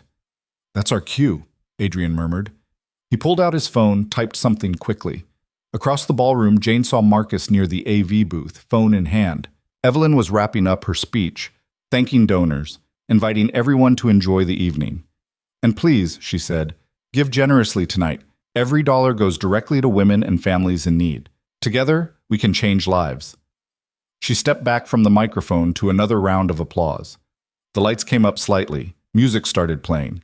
People began moving toward the bar, the auction tables, conversations resuming. Adrian stood, offering Jane his hand. Ready? What happens now? Now we remind everyone what evidence looks like. He walked toward the stage, Jane beside him. People parted for them, some out of recognition, some out of uncertainty about what was happening. Evelyn saw them coming. Her smile froze. Adrian climbed the stairs to the stage. Jane followed, heart hammering. The microphone was still live. The AV system was still running. 500 people were still in the ballroom. Ladies and gentlemen, Adrian said, his voice cutting through the music. Someone killed the sound system. I apologize for the interruption. My name is Adrian Voss. Some of you know me. Some of you know my family's reputation. Tonight, I'm here for a different reason. The ballroom had gone silent. Evelyn stood frozen at the edge of the stage, trapped between fleeing and maintaining her composure. She chose composure, probably calculating that running would look worse. Mrs. Whitmore gave a beautiful speech about breaking cycles of abuse, Adrian continued, about standing up, about refusing to let anyone define your worth. I'd like to share some information that makes those words particularly interesting. He nodded to Marcus. The screens that had shown Foundation success stories flickered, then changed. Bank statements appeared, highlighted transactions, money moving from Foundation accounts to personal accounts, thousands of dollars, tens of thousands. Over the past 7 years, Adrian said, Evelyn Whitmore has embezzled approximately $1.2 million from this foundation. The money you thought was going to women's shelters, education programs, and family services, it went to luxury hotels, designer shopping, and covering her gambling debts. The whispers erupted. Evelyn's face went white. That's a lie, she said, voice shaking. He's making this up. These documents are fabricated. The screens changed again. Emails appeared. Evelyn's name at the top, discussing how to hide transactions, how to manipulate the books, how to make sure the board didn't notice the discrepancies. These are from your personal email account, Adrian said. Would you like me to verify the IP addresses? The metadata? We have certified forensic analysis that confirms authenticity. Evelyn looked like she might collapse. Someone in the audience shouted a question. Others joined in. The murmur was growing into a roar. Jane stepped forward, took the microphone from Adrian. Her hands were shaking, but her voice came out steady. My mother gave a touching speech about me, Jane said, about my struggles, about her love and concern. What she didn't mention is that 6 weeks ago she tried to have me killed. The ballroom exploded, people standing, shouting, demanding answers. Security was moving toward the stage. Evelyn was backing away, shaking her head. That's not true, Evelyn said, but her voice was lost in the chaos. The screens changed again. A life insurance policy. Jane's name, $2 million. Beneficiary, Evelyn Whitmore. Date of purchase, 2 years and 4 weeks ago. She took out this policy, Jane continued, with a 2-year waiting period. Then she hired a man named Marcus Chen to arrange my death. Make it look like an accident, a car crash, probably. Tragic loss of a troubled young woman. Jane's voice hardened. Except the troubled young woman was only troubled because her mother had been beating her, starving her, and systematically destroying her for years. Jane pulled down the sleeve of her dress. The bruises on her arm were still visible, yellow-green now, fading, but undeniable. She turned her face, showing the mark on her cheekbone that makeup couldn't quite cover. These are from her, Jane said. From my mother, the woman who just stood here talking about breaking cycles of abuse while actively perpetuating one. The woman who dedicated tonight to me while planning to profit from my death. Evelyn lunged for the microphone. She's lying. She's been manipulated by this man. He's using her, filling her head with... We have recordings, Adrian interrupted. Of your meetings with Marcus Chen. Of you discussing methods. Of you confirming the insurance policy. Would you like us to play them? Evelyn's face crumpled. For a moment, she looked like what she was. A woman whose carefully constructed world was disintegrating in real time. Then the mask slammed back into place. This is a setup, she said, voice rising. A conspiracy. My own daughter, working with a criminal to destroy me because I tried to get her help. The police are on their way, Adrian said calmly. They've had these documents for 3 days. They've been building a case. Tonight was just about making sure everyone knew the truth before you had a chance to spin it. As if on cue, the sound of sirens filtered through the ballroom. People rushed toward the windows. Red and blue lights were flashing through the estate gates. Evelyn looked at Jane. Really looked at her, and for the first time in Jane's memory, there was no calculation in her mother's eyes. Just rage. Pure, undiluted hatred. You did this, Evelyn hissed. You ungrateful, worthless. I survived you, Jane said quietly. That's all I did. Survive. The police entered the ballroom. 3 officers, led by a detective Jane didn't recognize. They walked through the crowd like the chaos didn't exist, focused entirely on the stage. Evelyn Whitmore, the detective said. You're under arrest for embezzlement, fraud, insurance fraud, and conspiracy to commit murder. You have the right to remain silent. Evelyn screamed. Actually screamed. A sound of pure fury that echoed through the ballroom. She tried to run. Made it 3 steps before 2 officers caught her. She fought them, clawing, thrashing, all composure gone. You can't do this, she shrieked. I'm Evelyn Whitmore. I run this foundation. I know the mayor, the governor. You can't touch me. Ma'am, you need to calm down, one of the officers said. I'll destroy you, Evelyn spat, staring at Jane. All of you. You think this is over? You think you've won? I'll fight this. I'll prove you fabricated everything. I'll make sure everyone knows what a lying, manipulative little... The detective pulled her away, still reading her rights, while Evelyn hurled insults and threats. The ballroom watched in stunned silence as Chicago's most prominent philanthropist was dragged out in handcuffs, screaming obscenities. When the doors closed behind her, nobody moved. Jane stood on the stage, mic still in hand, looking at 500 faces that reflected shock, horror, vindication, and in some cases, satisfaction.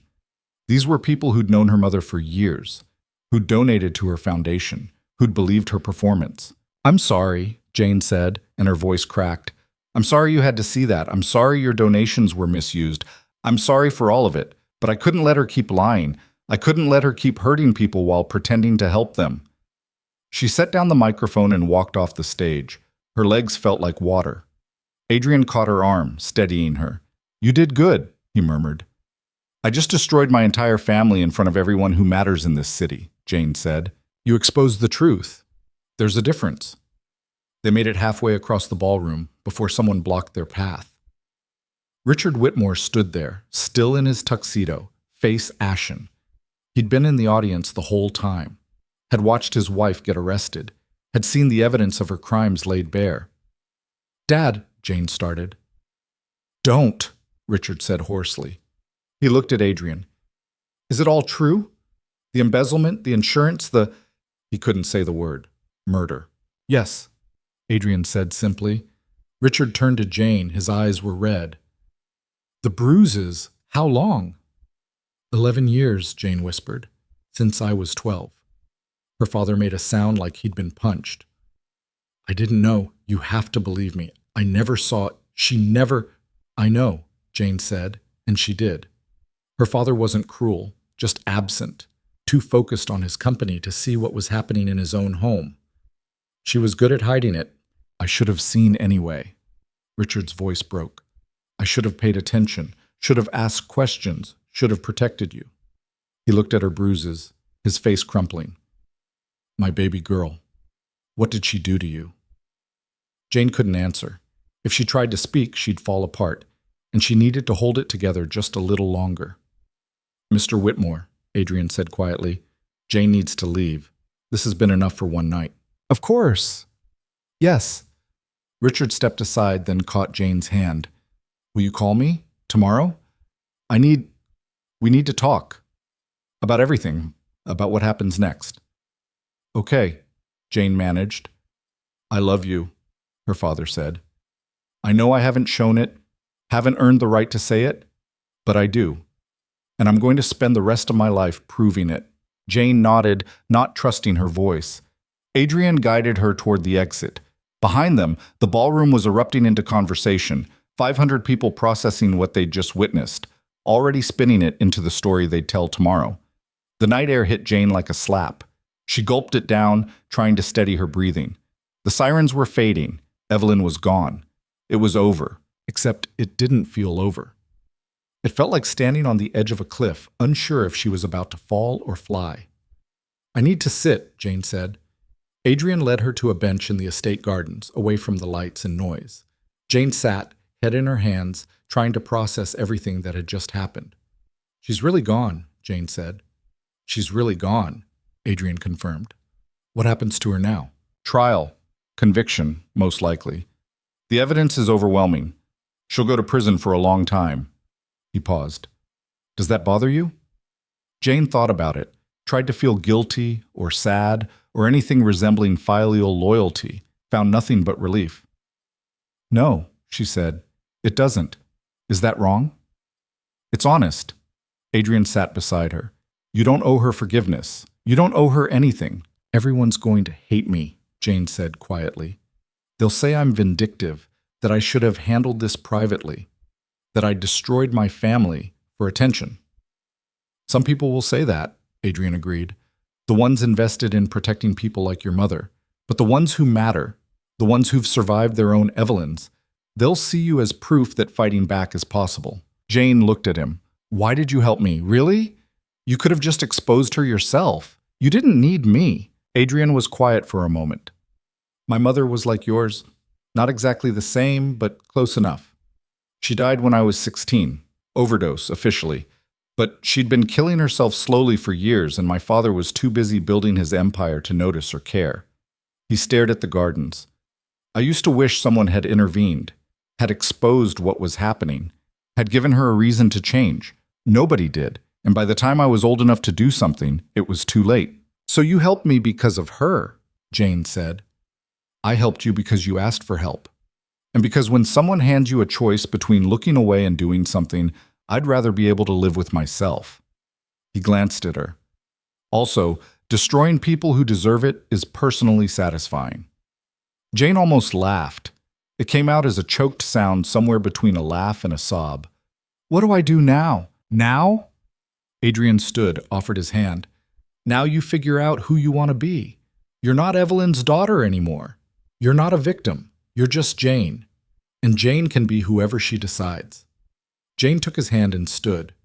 Inside the estate, the gala was probably still chaos. Tomorrow, it would be all over the news.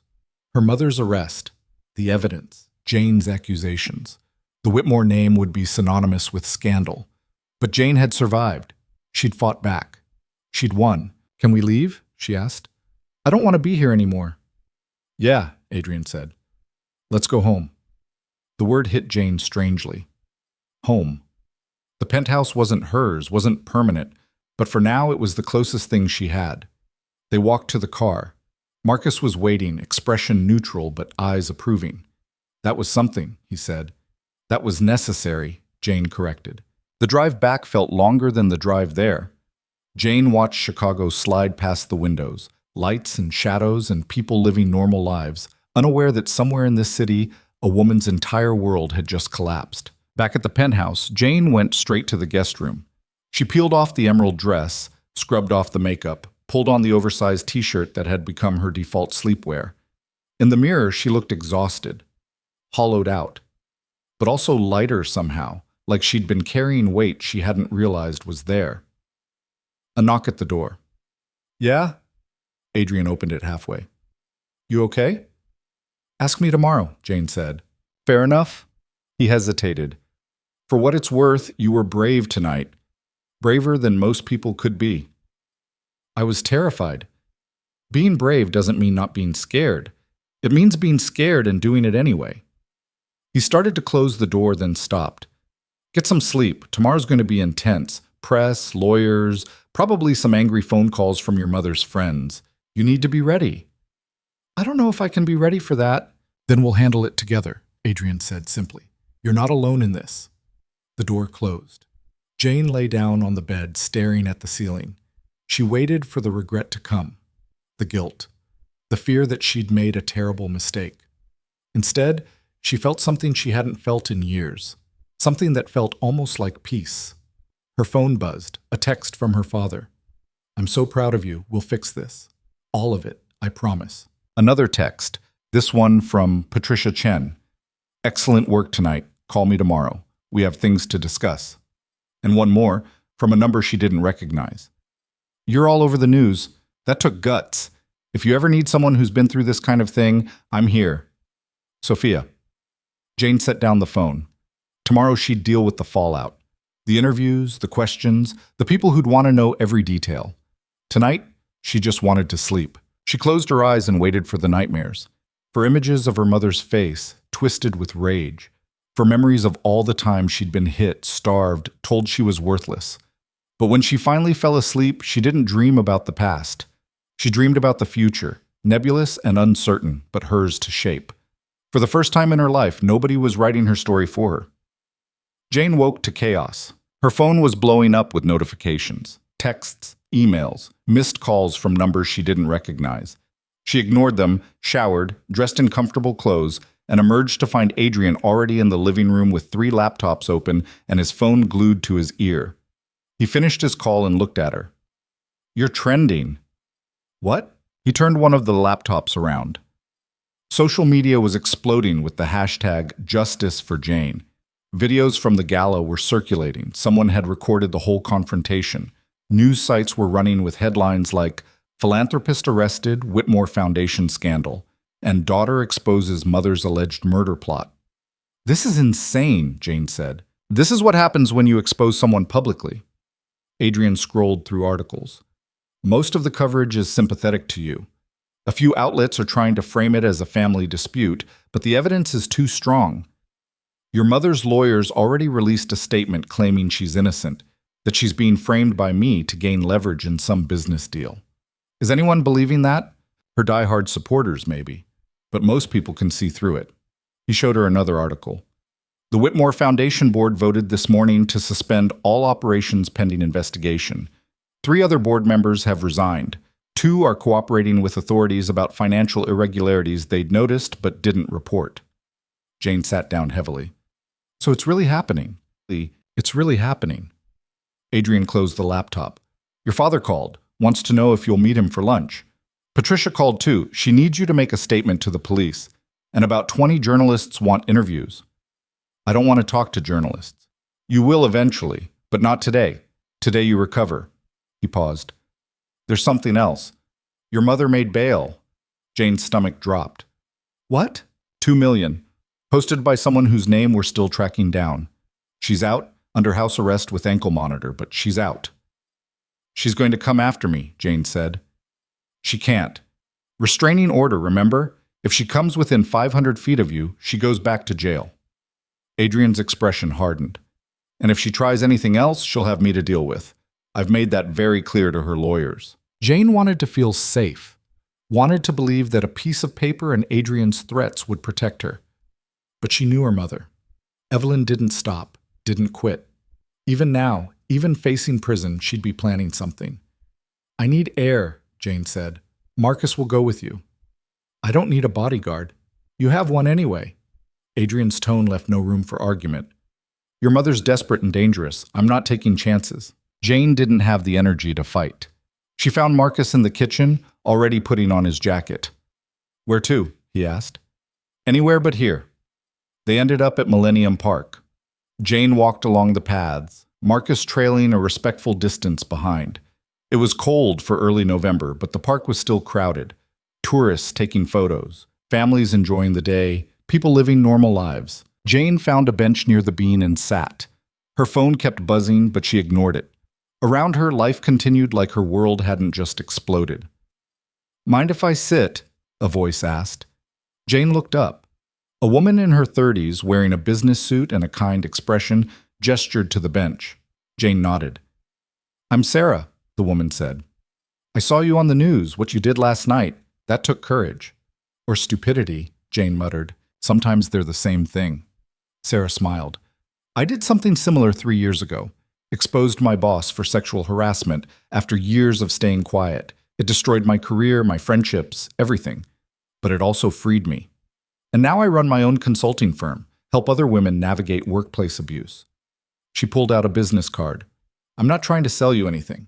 Just wanted you to know that what feels like an ending right now, it's actually a beginning, a painful one, but still." Jane took the card. "Does it get easier?" "The pain?" "Yes." "The anger? Sometimes. The knowing you did the right thing?" Sarah stood. "That gets stronger every day." She walked away before Jane could respond.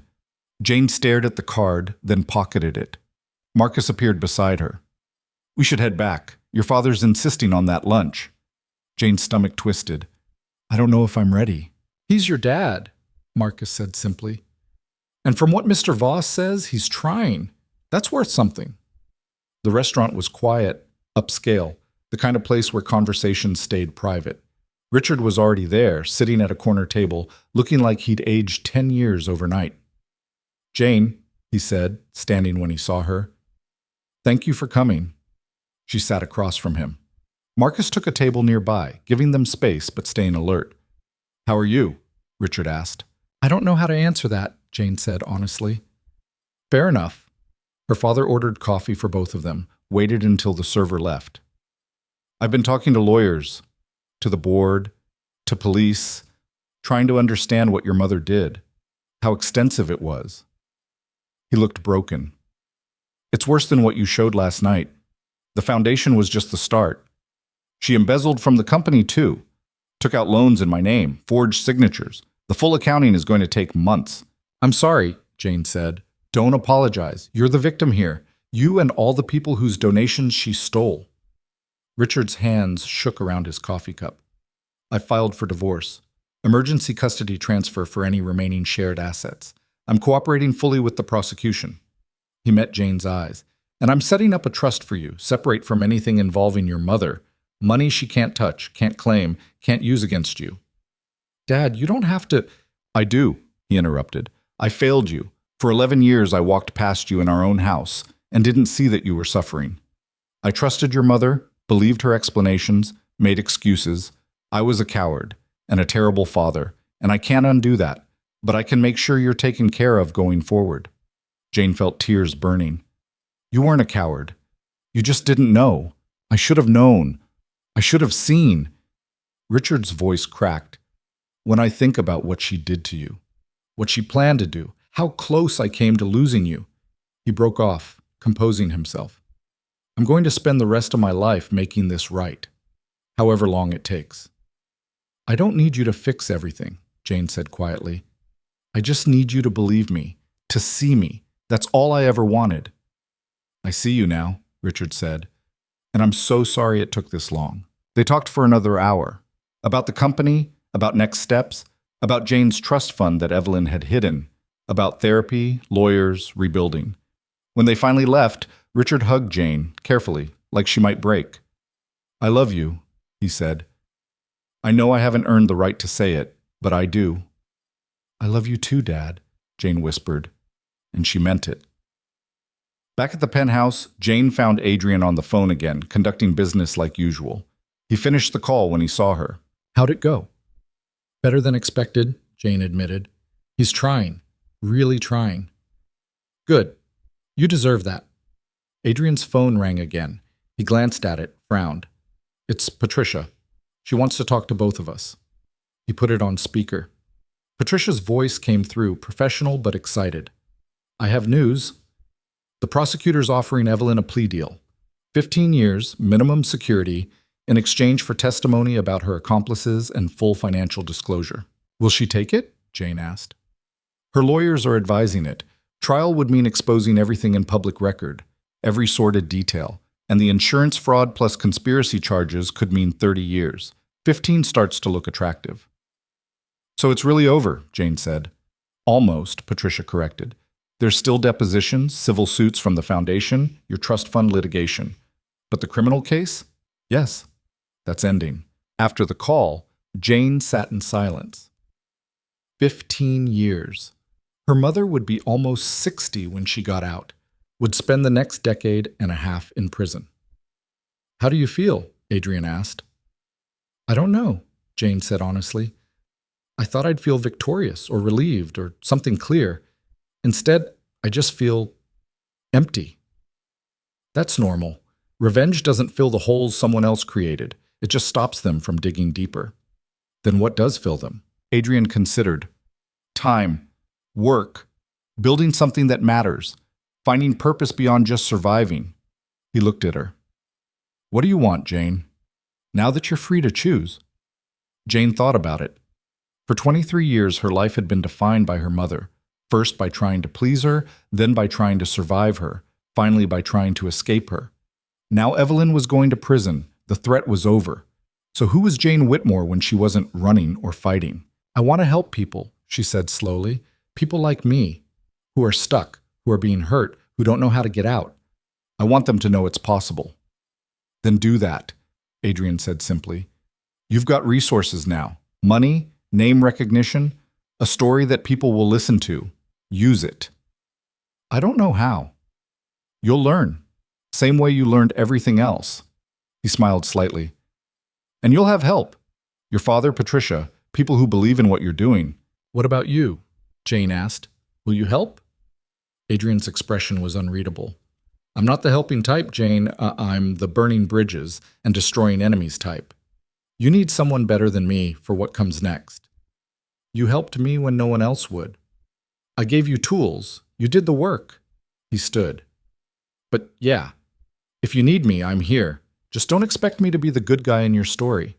That's not who I am. Jane looked at him, this man who'd bought her like property, then given her freedom, who taught her to fight back, then stood beside her when she did, who claimed he wasn't good, but had spent weeks protecting her. I think you're better than you pretend to be, she said. Then you don't know me very well, Adrian said, but he was smiling. That night, Jane stood at the penthouse windows looking out at Chicago.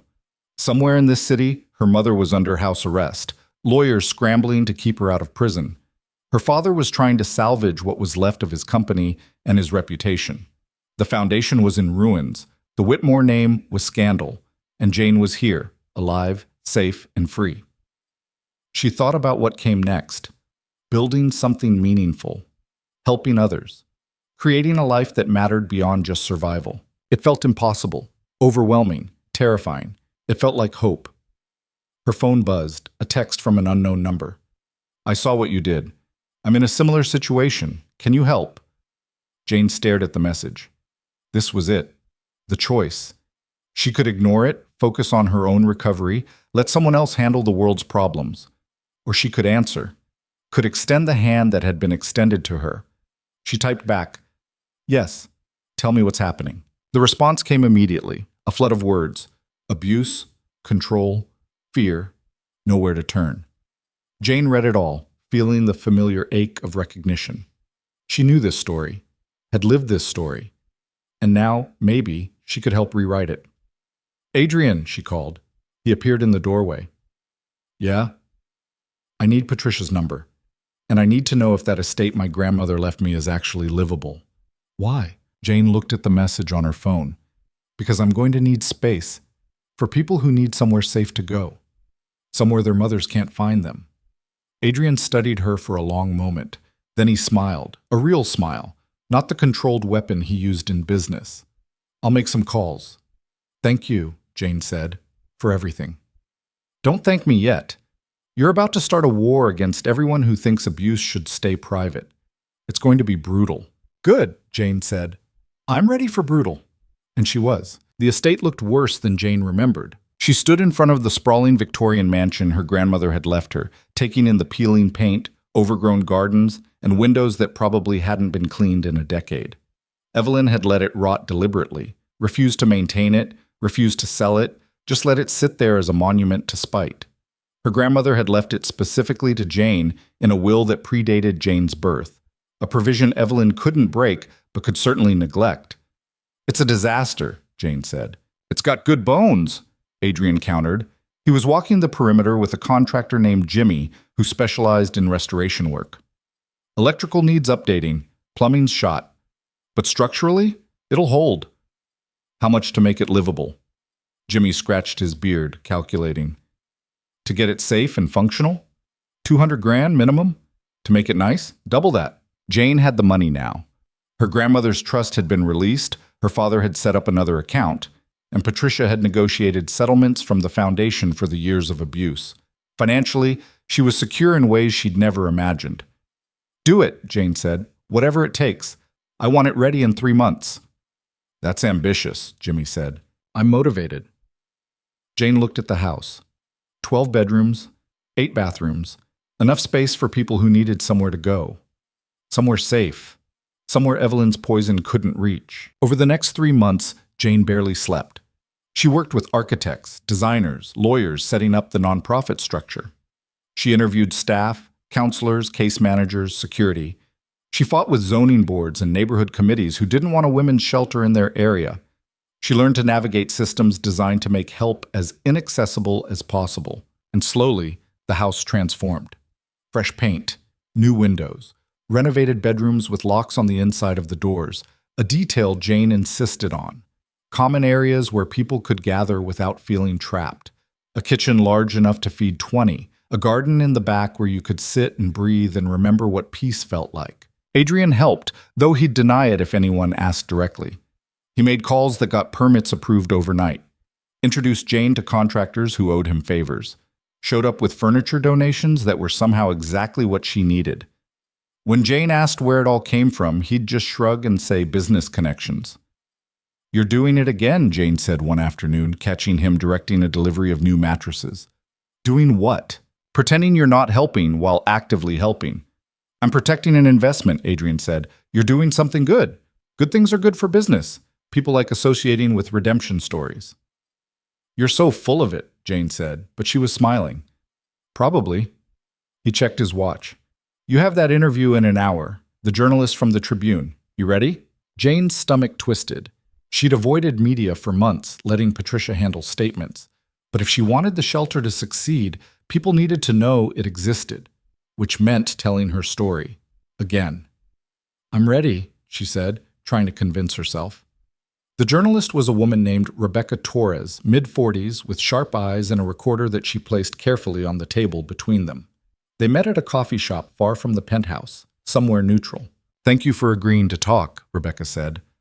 "I know you've been private about this." "I'm doing it for the shelter," Jane said. "Not for me." "Fair enough." Rebecca glanced at her notes. "Let's start there. The Whitmore Haven. Why a shelter specifically?" "Because I needed one and it didn't exist," Jane said simply. "When I left my mother's house, I had nowhere to go. If Adrian Voss hadn't intervened, I'd probably be dead. Most people don't have an Adrian Voss. They need somewhere else, somewhere that won't judge them for waiting too long or going back or not being the perfect victim. Your mother's trial starts next month. How do you feel about that?" Jane took a breath. She'd known this question was coming. "I feel like justice is slow but necessary. She hurt a lot of people.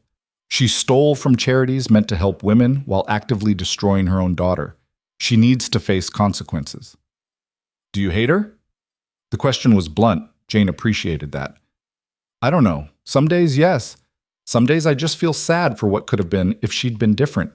Hate takes energy I'd rather spend elsewhere. There are people who say you're exploiting your trauma for attention, that the public nature of the exposure was unnecessary." "Those people didn't live with my mother," Jane said. "They didn't spend years being told they were worthless while watching her perform as a humanitarian. The public exposure wasn't about revenge. It was about preventing her from doing it to someone else.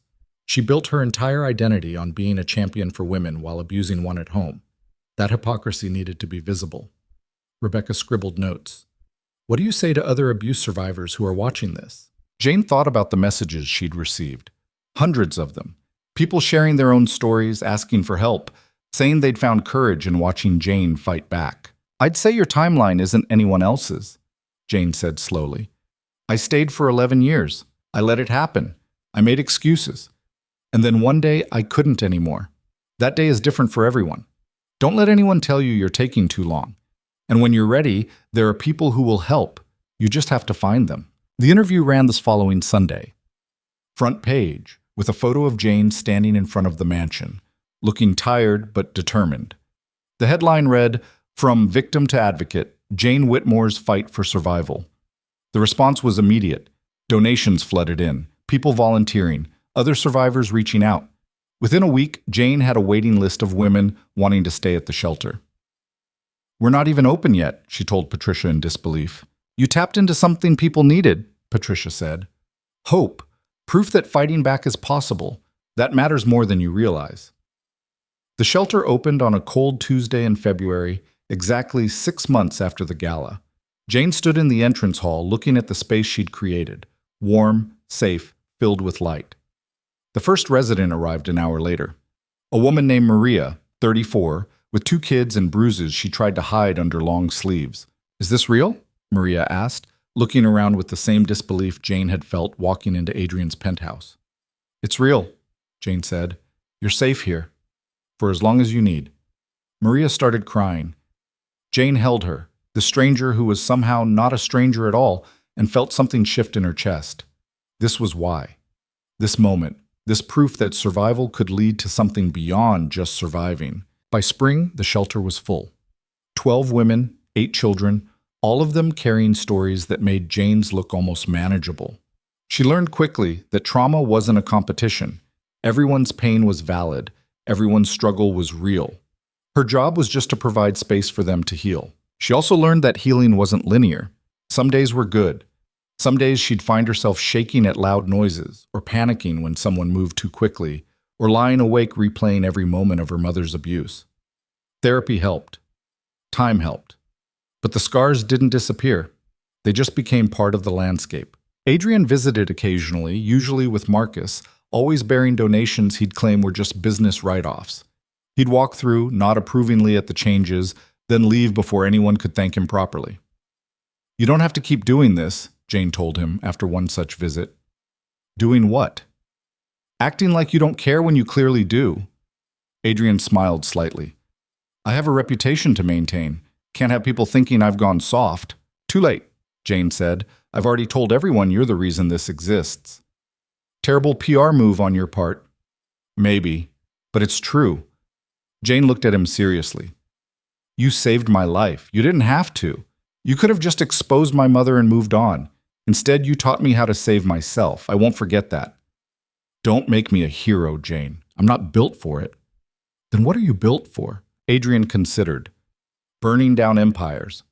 Protecting what's mine. Making sure people who deserve consequences get them." He paused. "You were one of those things for a while. Something to protect. Now you're doing that yourself. Which means my job's done." Jane felt something twist in her chest. "You're leaving." "I'm stepping back. There's a difference." He pulled out a business card, placed it on the table. "That's my private number. You need something, you call. You're in danger, you call.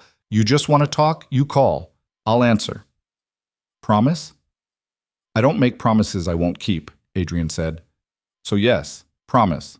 He left shortly after. Jane watched him go, feeling the weight of everything that had changed. 6 months ago, she'd been a broken thing handed over like payment. Now she was running a shelter, helping others, building something that mattered. The transformation should have felt triumphant. Instead, it just felt complicated. The trial began in late March. Jane had to testify. 3 days of questions about the abuse, the insurance policy, the years of systematic cruelty. Evelyn sat at the defense table in an orange jumpsuit, looking smaller than Jane remembered. Diminished. When their eyes met, Jane saw nothing. No rage, no remorse, just emptiness. The jury deliberated for 4 hours. Guilty on all counts. The judge sentenced Evelyn to 18 years, 3 more than the plea deal her lawyers had recommended, and she'd refused out of stubborn pride. Jane watched her mother being led away in chains and felt nothing. No satisfaction, no vindication, just a distant sadness for what could have been if Evelyn had been capable of love. "How do you feel?" her father asked outside the courtroom. "Tired," Jane said honestly. "Ready for this to be over." "It is over," Richard said. "She can't hurt you anymore." But that wasn't quite true, Jane was learning. The hurt didn't stop just because the person causing it was locked away. It lingered in triggers and flashbacks, and moments when Jane still heard her mother's voice telling her she was worthless. Healing, she was discovering, wasn't about erasing the past. It was about learning to carry it without letting it crush you. By summer, the shelter had helped 23 women transition to safety. Some stayed weeks, some stayed months. A few had already moved on to independent housing, jobs, new lives. Jane tracked every success like a lifeline, proof that escape was possible, that starting over wasn't just a fantasy. She also started speaking publicly. Small events at first, local women's groups, college campuses, community centers. Then bigger stages. A TED Talk. A panel at a national conference. Each time she told her story. Each time people listened. "You're getting good at this," Sophia observed after one particularly well-received speech. "I'm getting comfortable with being uncomfortable," Jane corrected. "There's a difference. That's wisdom right there." Jane laughed. "I'm 24. I don't have wisdom. You have something better, perspective. You've seen the worst of what people can do and chose to build something good anyway. That matters." It did matter. Jane was starting to believe that. Her life had been defined by her mother's cruelty for so long that she'd forgotten she could define it herself. Now she was learning. Slowly, imperfectly, but learning. Her father became a regular presence in her life. Weekly dinners, phone calls, genuine attempts to rebuild what Evelyn had destroyed. He'd sold the North Shore estate, unable to stay in a house that held so many terrible memories. The pharmaceutical company was struggling, but Richard was fighting to save it, working with authorities to separate Evelyn's crimes from the legitimate business. "I'm thinking about early retirement," he mentioned one evening over dinner. "Hand the company to someone younger. Spend my time doing something meaningful." "Like what?" Jane asked. "Like helping you." Richard looked at her seriously. "The shelter. The advocacy work. You're changing lives, Jane. I'd like to be part of that, if you'll let me." Jane felt tears building. "I'd like that too. I know I can't undo the past, can't give you back the childhood you deserved, but maybe I can help build the future you want." "Maybe we both can," Jane said. 1 year after the gala, Jane stood in front of the Whitmore Haven at a ribbon-cutting ceremony for the expansion. They'd purchased the property next door, were building additional housing, expanding services. Media was there, donors, survivors, people whose lives had been changed by having somewhere safe to go. Jane cut the ribbon to applause, then stepped up to the microphone. "A year ago," she began, "I was handed over to a stranger by my own mother. I was bruised, broken, convinced I was worthless. I expected to die. Instead, I found something I didn't know I was looking for, the strength to fight back. Not everyone has that moment. Not everyone gets the chance to escape. This place exists to give people that chance. To say, you matter. Your safety matters. Your life matters. And you deserve better than what you've been given." She paused, scanning the crowd. Her father was there, tears in his eyes. Patricia, Sophia, Marcus, the women from the shelter, some of whom had agreed to attend despite their fear of public spaces. And in the back, barely visible, Adrian Voss. He caught her eye, nodded once, then slipped away before anyone could notice. Jane smiled and continued. "People ask me if I'm angry, if I hate my mother, if revenge was worth it. Here's what I tell them. Revenge wasn't the point. Justice was. Survival was. Building something that ensures what happened to me doesn't happen to others. That's worth everything." More applause, more tears, more people understanding that survival was possible, that fighting back wasn't futile, that starting over was a real option. After the ceremony, Jane found a quiet moment alone in the garden. She sat on a bench, the same one her grandmother had sat on decades ago, before Evelyn's poison had infected everything. The garden had been restored, was beautiful now, filled with flowers and peace. Her phone buzzed. A text from Adrian. "Proud of you. Don't tell anyone I said that." Jane smiled and typed back. "Your secret's safe with me. Thank you for everything. You did the work. I just gave you tools. Best tools I ever got." She pocketed the phone and looked at the house. Her house now, full of people who needed safety and were finding it. This was what choosing looked like. What freedom looked like. What building a life beyond survival looked like. It wasn't perfect. She still had nightmares. Still flinched at sudden movements. Still heard her mother's voice some days telling her she'd never be enough. But those moments were getting quieter, less powerful. And in their place, new voices were growing, voices of women she'd helped, of people who believed in her, of her own inner voice learning to be kind. 2 years after the gala, Jane received a letter from her mother. It arrived at the shelter, forwarded through multiple channels before reaching her. She stared at it for a long time before opening it. The handwriting was Evelyn's. Still perfect, still controlled, still performing even from prison. Jane almost threw it away unread. But curiosity won. The letter was short. No apology. No acknowledgement of the abuse. Just a simple statement. "I see you're doing well, building your shelter, helping people. Very noble.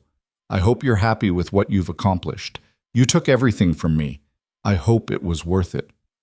Jane read it twice, waiting for the anger to come. The hurt.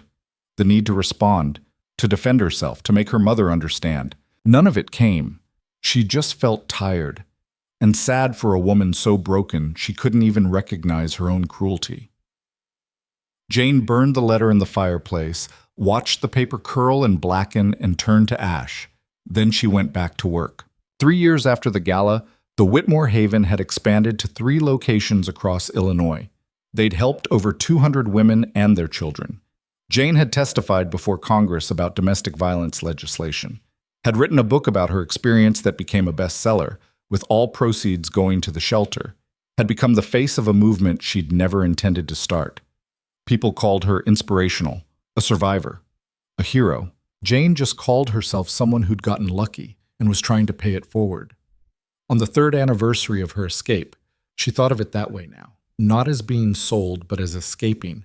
Jane hosted a small dinner at the original shelter, just the core team, her father, Patricia, Sophia, Marcus. A few of the women who'd been with the shelter from the beginning and were now thriving in their own lives. Adrian was invited but didn't show. He sent a donation instead, substantial, anonymous, except for a card that read, "For the empire you're building, the good kind." Jane raised a glass. 3 years ago, I thought my life was over. I thought being handed to a stranger was the end of everything. Instead, it was the beginning. Not because someone saved me, though someone did give me tools when I needed them most, but because I chose to save myself. And then I chose to help others do the same. That's what this is about. Choice. Agency. Remembering that even when the world tries to tell you you're powerless, you're not. You never are. The women around the table nodded. They knew. They'd lived it. To survival, someone said. To more than survival, Jane corrected. To thriving, to building lives that aren't defined by what was done to us, to choosing who we become. To choosing, they echoed. Later, alone in her office, Jane looked at the photo on her desk. It was from the ribbon-cutting ceremony, her standing in front of the shelter, smiling. She looked different than she had 3 years ago, stronger, fuller, more herself. The journey from broken to whole hadn't been linear. There were still bad days, still moments when the trauma resurfaced, still times when she questioned whether any of this mattered. But then she'd get a message from a woman who'd left her abuser because Jane's story gave her courage. Or see a child laughing in the shelter garden, safe for the first time in their life. Or watch a survivor graduate college, get a job, build a future. And she'd remember why this mattered, why fighting back had been worth it, why exposing her mother publicly, enduring the trial, building something from the wreckage, all of it led here. To this. To lives being saved and futures being built and cycles being broken. Her phone rang, Adrian's number. "I thought you weren't coming," Jane said. "I wasn't. I am now. Be there in 10 minutes. Why the change of heart? Because 3 years is a milestone worth acknowledging. And because you're building something that's going to outlast both of us. That deserves recognition." 10 minutes later, Adrian walked into the shelter for the first time in months. He looked the same, sharp suit, sharper eyes, that controlled intensity that never quite left him. "You've expanded," he observed, looking around. "We've grown. There's a difference." "Is there?" Adrian smiled slightly. "Walk with me." They went to the garden. It was late, dark, but light strung through the trees made it glow softly. Adrian stopped by the bench, hands in his pockets. "I have a confession," he said. "Okay." "When I bought you from your mother, I wasn't trying to save you. I was trying to destroy her. You were just leverage, a tool to expose her crimes and eliminate a competitor." "I know," Jane said. "I figured that out pretty early." Adrian looked surprised. "And you're okay with that? You gave me a choice when I had none. Whether your motives were pure doesn't change that. You could have used me and thrown me away. Instead, you taught me how to fight, how to see the game, how to survive." Jane met his eyes. "Your intentions don't erase the outcome, and the outcome was freedom." "I'm not a good person, Jane. Maybe not by some standards, but you're not the villain you pretend to be either." She smiled. "You've donated hundreds of thousands to the shelter. You check in. You helped me build this. Good people do a lot less." Adrian was quiet for a moment. "Your mother's up for parole in 12 years. They'll probably grant it for good behavior." Jane had known this was coming. "I know. When she gets out, she'll come after you. Try to rebuild her reputation by destroying yours. She's already working on it from prison, writing a memoir, giving interviews, painting herself as the victim." "Let her," Jane said calmly. "I have the truth. I have documentation. I have 200 survivors who will testify about what we've built here. Whatever story she tries to tell, it won't erase reality." "You're not worried?" I'm always worried, but I'm also not the same person she destroyed anymore. I'm stronger now. I have resources. I have people. Jane looked at Adrian. I have you, if your promise still stands. It stands, Adrian said immediately. Always. Then I'll be fine. We'll be fine. Whatever she tries, we'll handle it. Adrian studied her for a long moment. You really believe that? I have to. The alternative is living in fear forever, and I'm done being afraid. They stood in the garden for a while longer, not talking, just existing in the space they'd both helped create. Jane thought about the journey from that elevator ride, terrified, broken, certain she was going to die, to here. Standing in a garden of her own making, running a shelter that saved lives, having fought back and won. The scars were still there, would always be there. But they were just scars now, evidence of survival, not proof of weakness. I should go, Adrian said eventually. But Jane, what you've built here, what you've become. Your mother wanted to erase you. Instead, you've made sure you'll be remembered long after she's forgotten. That's the best revenge there is. He left before Jane could respond. She watched him disappear into the darkness, then turned back to the house. Through the windows, she could see people moving around, staff preparing for tomorrow, residents settling in for the night, lives being lived in safety. This was what mattered, not revenge, not even justice, though that had its place. What mattered was this, taking the worst thing that had ever happened and transforming it into something good, taking brokenness and building sanctuary, taking pain and creating purpose. Jane went back inside. Tomorrow, she had meetings with potential donors, a speaking engagement at a university, 3 new residents arriving. The work never stopped. But tonight, she just wanted to be here. In this space she'd created, surrounded by proof that survival was possible, that fighting back was worth it, that starting over wasn't just a dream. She found Maria in the common room, helping her kids with homework. The woman who'd arrived a year ago, terrified and broken, was thriving now. Job, savings account, plans to move into her own apartment next month. You okay? Maria asked, seeing Jane's expression. Yeah, Jane said, and meant it. Just thinking about how far we've all come. Pretty far, Maria agreed. Thanks to you. Thanks to all of us, Jane corrected. We did this together. And they had. Every survivor who'd found courage to leave, every donor who'd believed in the mission, every staff member who'd worked to create safety, every person who'd refused to accept that abuse was inevitable or unchangeable. Jane looked around the room, at the women rebuilding their lives, at the children playing safely, at the space that proved escape was possible, and felt something she hadn't felt in years. Pride. Real, uncomplicated pride in what she'd accomplished, in who she'd become. Her mother had tried to erase her, had beaten her down, starved her, told her she was worthless, and finally tried to kill her for insurance money. Had failed at all of it, because Jane had survived, had fought back, had built something lasting from the wreckage. And in the end, that was all that mattered. Not the abuse, not the trauma, not even the justice. What mattered was this. Jane Whitmore had refused to stay broken, had chosen to build instead of crumble, had taken her worst nightmare and transformed it into other people's salvation. Some stories don't have neat endings. Some scars don't fully heal. Some wounds stay tender for years. But some survivors become more than their survival. They become proof that fighting back is possible, that starting over is real, that the people who tried to destroy you don't get the final word. Jane was one of those survivors, and she was just getting started.